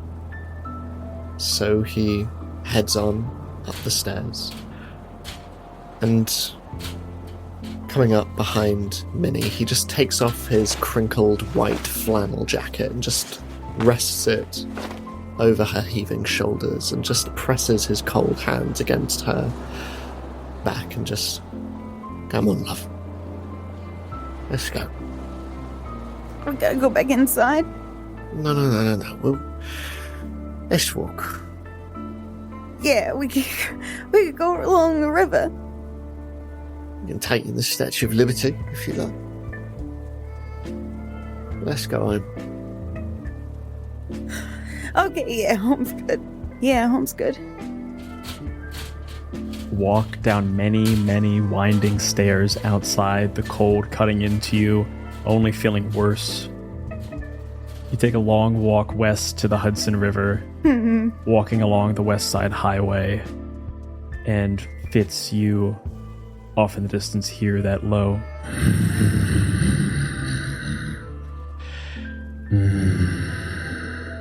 Oh, so tasty.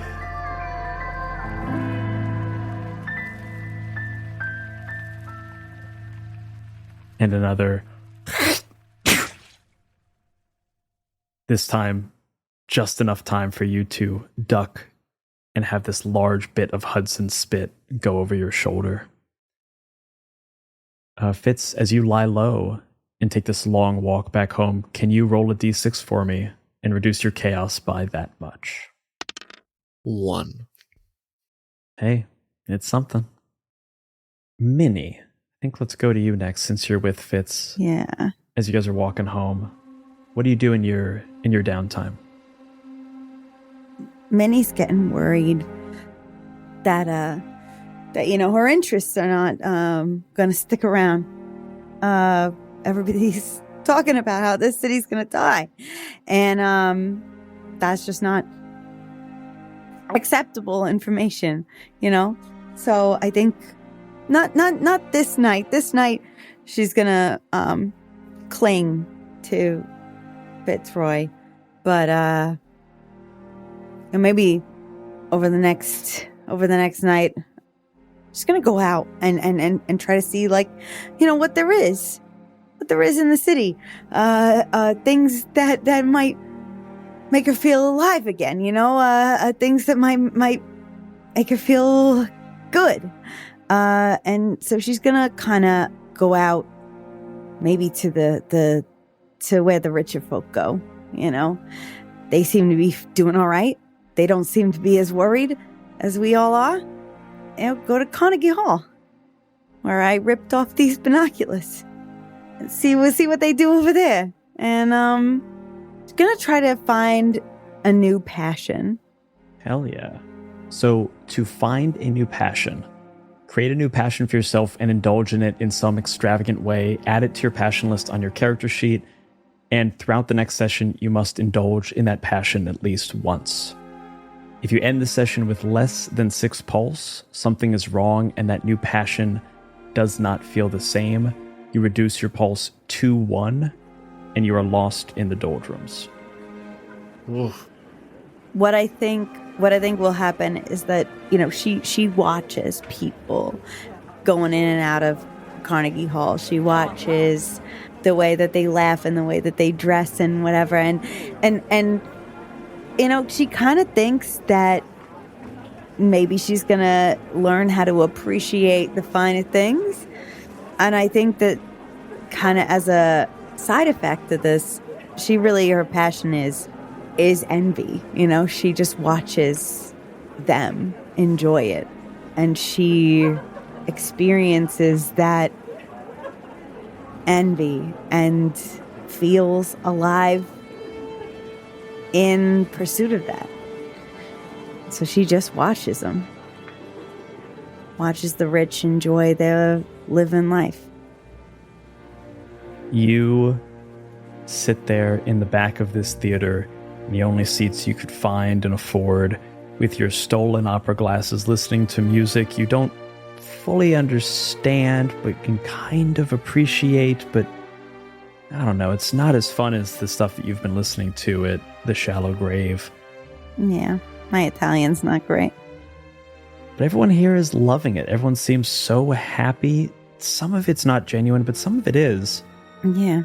And you so badly want to understand it. And maybe you will. But not quite yet.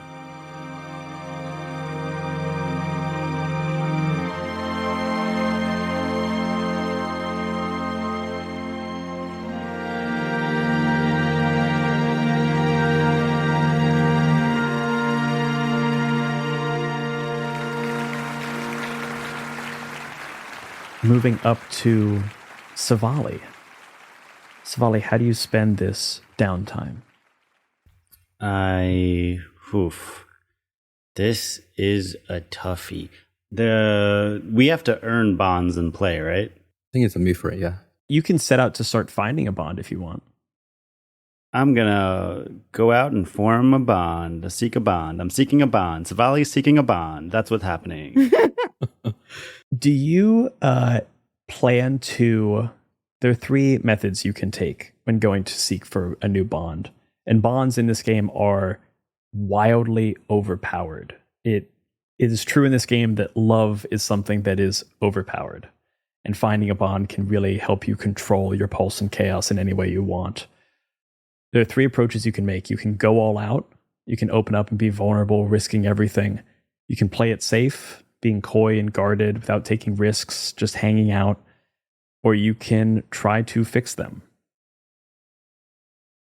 I'm gonna go all out. Go all out. To go all out, you need to perform a single massive gesture of some kind and make a narratively appropriate check. Probably for one of your contacts. Is there anyone that calls out to you? Or I can also have you roll for a new contact if you'd like. Yeah, let's meet a new person. Yeah, go ahead and roll a d12 for me. Okie dokie. I rolled a 2. There are 2 options. One of them is Dr. Lawrence Fielding, that bumbling historian and antiquarian.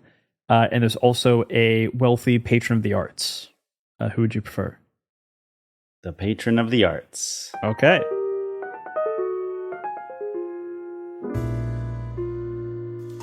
As you run out of this party, you are followed by someone who you meet in the elevator. You guys chat just a little bit. His name is actually someone you recognize. It's George Ludat, who many consider to be like single-handedly funding Broadway. Ultra wealthy patron of the arts. And also he is reciting to you, almost just because you are an audience, lines from plays recent, old, ancient and lost from memory. How do you go about trying to make this person a bond? What over-the-top gesture do you do? You said he's citing plays? He's like reciting lines to plays almost just because you're an audience. He's just giving you lines. It's the evening, I suppose. They're walking down... We're on Madison? Yeah, you're on Madison Avenue. We're walking down Madison Ave, and people, it's busy. People are out and about, and Savali is fully enraptured by this, like, artistic person, as it's been, like, her dream to be an artist herself, and she's, like, really, like, just taken back when he, like, quotes, like, Oedipus, and she's like, I know who wrote that. They sucked. And, like, she kind of, like, waves it off. And he, like, continues to quote stuff. And then she's like, oh, like, I write plays myself, too, on my typewriter back home. Would you want to come read something I've written? And he's like, hell yeah, I do. He says, hell yeah. You guys make your way back to the apartment, and you lay your heart bare by showing him something that you have written. I need you to make a narratively appropriate stat check. You can choose. If you pass, he will become a bond. If you fail, he will not become a bond. You will be emotionally devastated, and you will immediately flatline. This sucks. What could go wrong? Come on. I didn't mean to tell you that after you chose it, but it was funnier.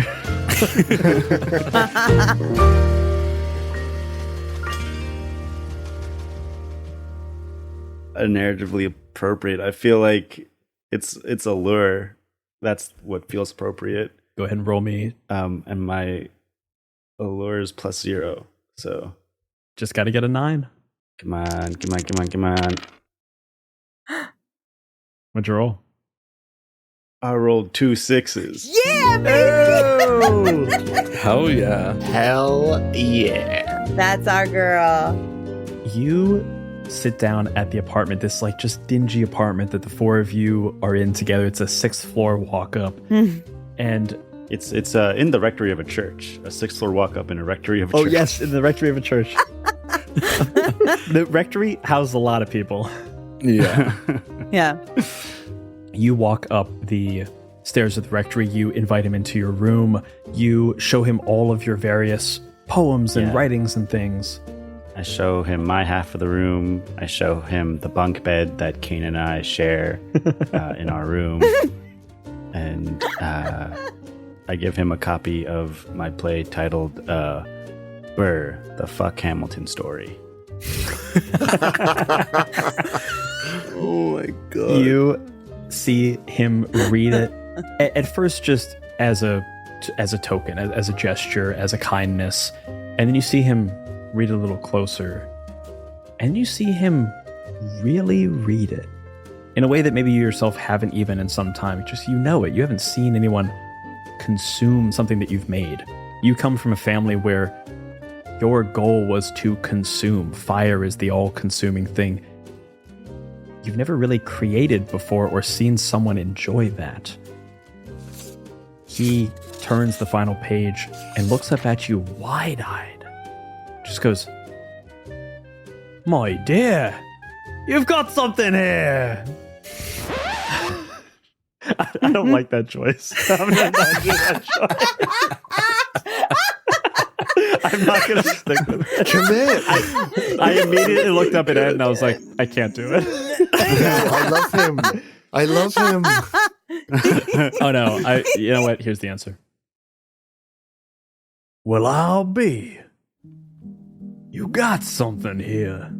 This isn't just drivel. I was expecting just, the normal, standard, classic bullshit. This is not that, and I'm sorry I ever thought of you that way.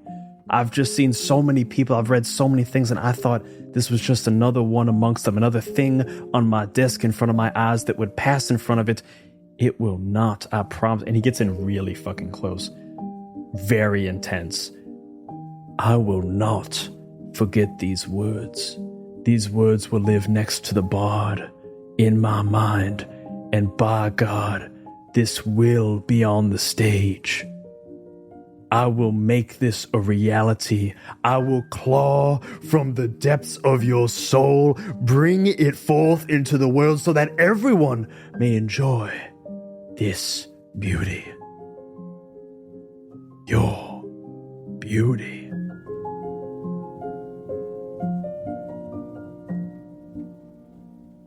Savali hugs him and is like, "Oh my God, thank you so much." And then is like, "You have to get out. I got it right now," and kicks him out. And is like, "You're great." And she starts typing away at her, on her typewriter. And I think for the second time, because earlier she realized her shadow was missing with Freddy, looks again at her shadow, expecting it to be back, and goes, "Wait, why is it not back yet? Where's my shadow?" And immediately goes out to confront her roommates and is like, "Guys, did you steal my shadow?" I don't know if I'm What? there yet. I'd say Kane, Kane's you're there. not back yet. I think it's you just see Minnie and Fitz out there. Yeah, and we're not looking great, to be honest. But there's that initial what are you talking about?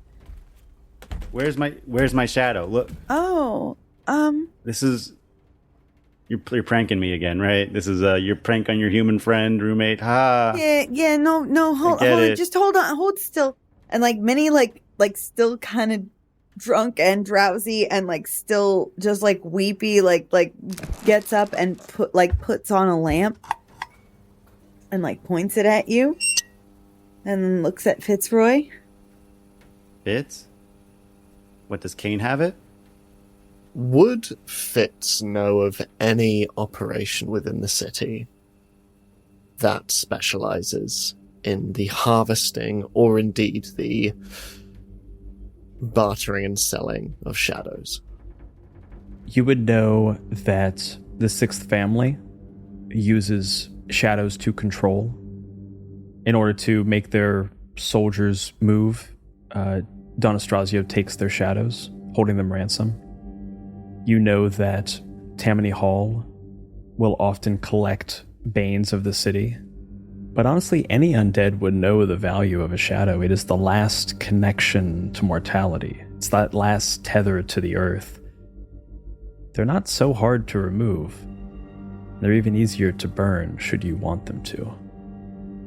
Fitz just looks at you, Savali, and I think I'm gonna go talk to Seamus, the guy you roughed up the other day. In the meantime, I would suggest not speaking out of turn for a while.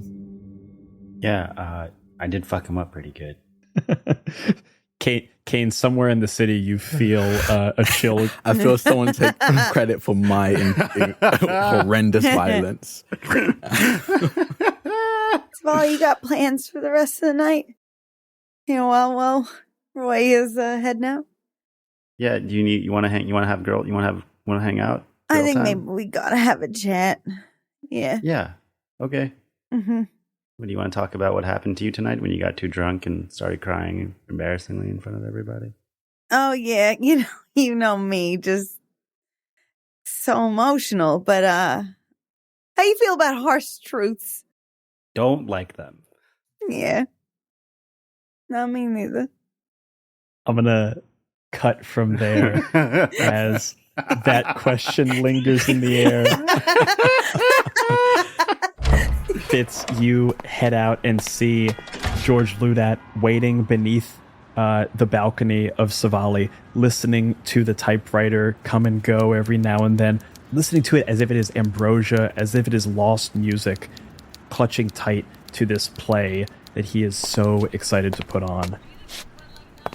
And as you walk to go talk to Seamus, we pull back to see a final scene with Kane. Kane, what do you do in your downtime after seeing your brother's face for the first time in a very long time.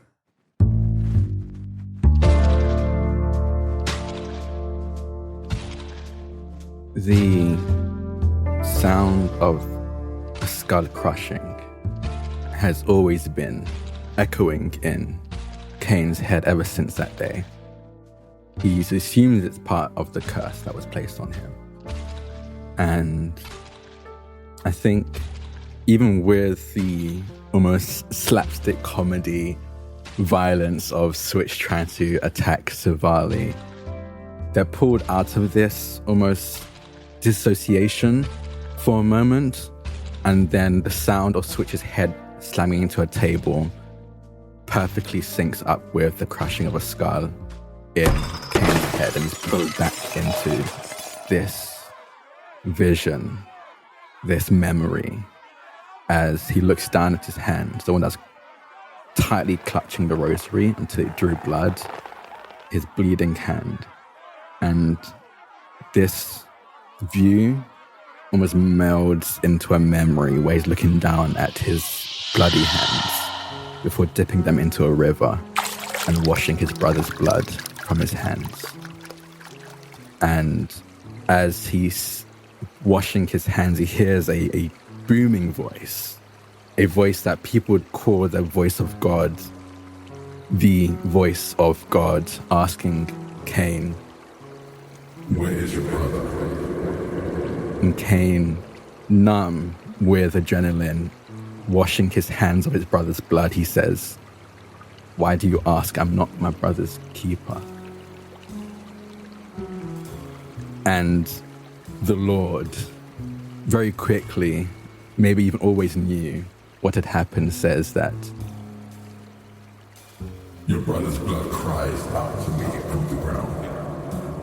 Now you are under a curse and driven from the ground, which opened his mouth to receive your brother's blood from your hand. When you work the ground, you will no longer yield its crops for you. You will be a restless wanderer on the earth." And Cain is almost pulled out of their numb, again, disassociation after the crime they had just committed, and their heart sinks because they know when God places a curse on you, there is nothing you can do about it.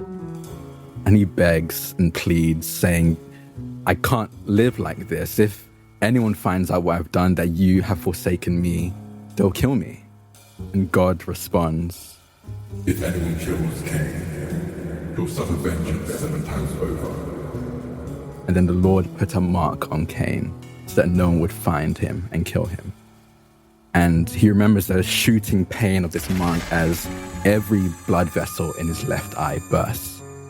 And instead of red, crimson bleeding out, a black ichor begins to fill that eye instead. A very visible mark of a man cursed by God.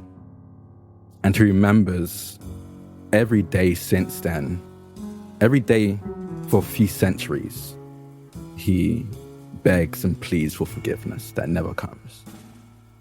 He watches the earth begin to be populated around him. He watches people believe in the Lord go directly against them. And he starts to see and notice that these prophets of the Lord start talking about how God is a merciful God, how he will forgive you for your sins. He even watches these people be forgiven by the Lord and sees that they never receive that same mercy. And he begins to internalize that what he had done must be so unforgivable, that he must be a monster, that not even God can forgive them. And then one day, he just accepts it. If I'm a monster, if God has claimed that I'm a monster, who am I to say no to that? Who am I to deny that? And then almost in the exact moment when he accepts that truth, he feels that shooting pain in his left eye again. And he screams. It's worse than when the mark was initially given to them. And as he rushes to the river by his very lonesome hut that he lives in now, he sees his reflection, and pushing out of his left eye is a flower bud, as a myrtle flower begins to grow from his left eye. And I think as this memory plays in his head, he feels that throbbing pain in his left eye. And he just says, I lived all these years thinking you were dead, enduring the suffering and the punishment for what I'd done, and still here. I had to suffer. I'm going to make that suffering worthwhile. I'm going to finish the job. And I am going to seek some new power, as maybe even unknowingly, unbeknownst to him, they reach for something more to make sure that when they find Abel, and they will find Abel, he stays dead. And the atrocious act I do is I'm going to eat every fucker in this party. Jesus. All right. That's biblical, all right. Yeah, for sure. That went biblical fast. To seek some new power, you must commit an atrocious act beyond passion, must be wide in scale. And what you are describing is certainly that. Mm-hmm. When the next downtime begins, your pulse becomes 1, your chaos will be 6, as your actions cause havoc throughout the city. If your pulse was higher than 6 at this point, gain D6. Gain a new power of undeath and add it to your character sheet. You may only do this once per city. When you heard some time ago Switch whisper to the rest of his compatriots, "Do you know who that is?" They didn't understand who you were. They knew who you were. They did not understand who you were. You've said it before and people think you're joking. They think it's a bit when you say I'm the person who invented murder. It sounds like a cool line. They don't understand the power that comes with that. The truth that comes with that to invent something is to become it. This party does not know what hit them. The carnage that is wrought here will be spoken of for years. This building will be condemned because of it. The lot will never house another building for fear of something like this happening again. The myth around this stretch of Madison Avenue will echo for a very long time. It happens quick. It happens viciously. There are almost no screams because people just understand there is no stopping this. What new power of undeath are you seeking? As I step out of this building, drenched in the blood of these partygoers, at this point I pulled off my eye patch. It's very clear that this flower is growing from my body, from my eye. But the once white petals, almost like ink trailing up paper, is turning a horrid, inky black as I pick inhuman strength as my other power of undeath. I crushed Abel's skull and he somehow stood back up. I'm going to make sure there's nothing left this time around. I'm going to say this. I'd like you to roll a savagery check. I'll let you roll it with the upper hand because of this new power. If you succeed, you will wipe this faction from the earth. If you fail, Antonio will escape with his life. Oh my god. Come on, babe. Come on. Let me be clear. Only Antonio will escape. Can I suggest a different thing for if I succeed. Yeah, sure. I kill everyone but Antonio, so he can tell the tale of what happened here. Yeah. So I guess it's either I let Antonio live intimidated enough to not try to mess with me, or Antonio lives and maybe seeks revenge if I fail. Go ahead and roll for me. I rolled 3 6s, so I don't think it matters which one I choose. That's a 14. The devil's number, by the way, which I think is very fitting. The party goes silent. The building goes silent. There are some that say New York goes silent for a moment. No one can silence New York for very long, but for a second, for a New York minute, that can happen. Antonio is the first one to speak to break that silence. Who the hell do you think you are? And he raises a hand to strike you down and learns of the curse that was put on you.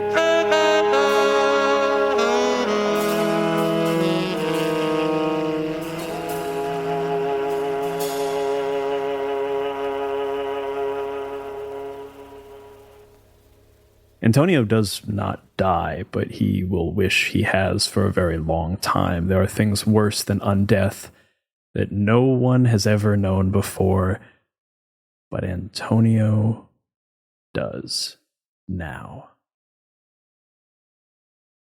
Kane walks over to Antonio's beaten and bruised body.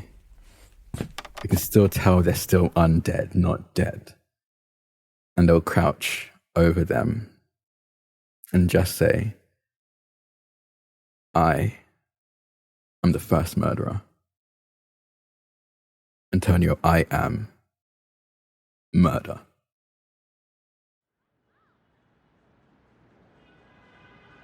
And we leave from that scene, go up into the skies above Manhattan, above New York City, and hear once again the sound of a city slowly rotting.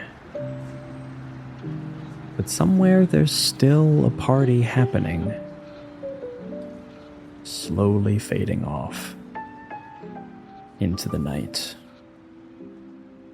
And that is all for this episode of My First Dungeon, Paint the Town Red. Oh my god. Tune in next time to see what consequences await this party and just how much more New York can crumble. Bye, everybody. Bye. I'm a vampire. Yeah. This season of My First Dungeon is sponsored by Soul Muppet Publishing. Paint the Town Red is now crowdfunding on BackerKit. Use the link in our show notes to let them know that My First Dungeon sent you there. My First Dungeon presents Paint the Town Red features the voice talents of Brian Flaherty, Super Dylan, Chinook Tessera, Draconics, and Edward Spence. This episode was produced by Elliot Davis and Abby Hepworth. Editing and sound design by Brian Flaherty. The theme song, Paint the Town Red, was written and performed by Jay Stroutman. This episode featured music by Behold and additional music from artlist.io. My First Dungeon is a many-sided media production. To hear the cast talkback for this episode, plus additional bonus actual plays, visit us on our Patreon. And remember, if you're having fun, you're already doing it right.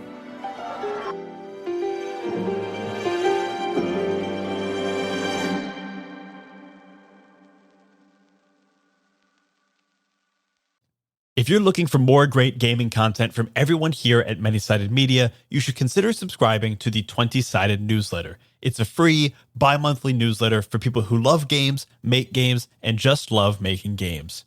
To subscribe, just go to 20sidednewsletter.substack.com or follow the link in the show notes.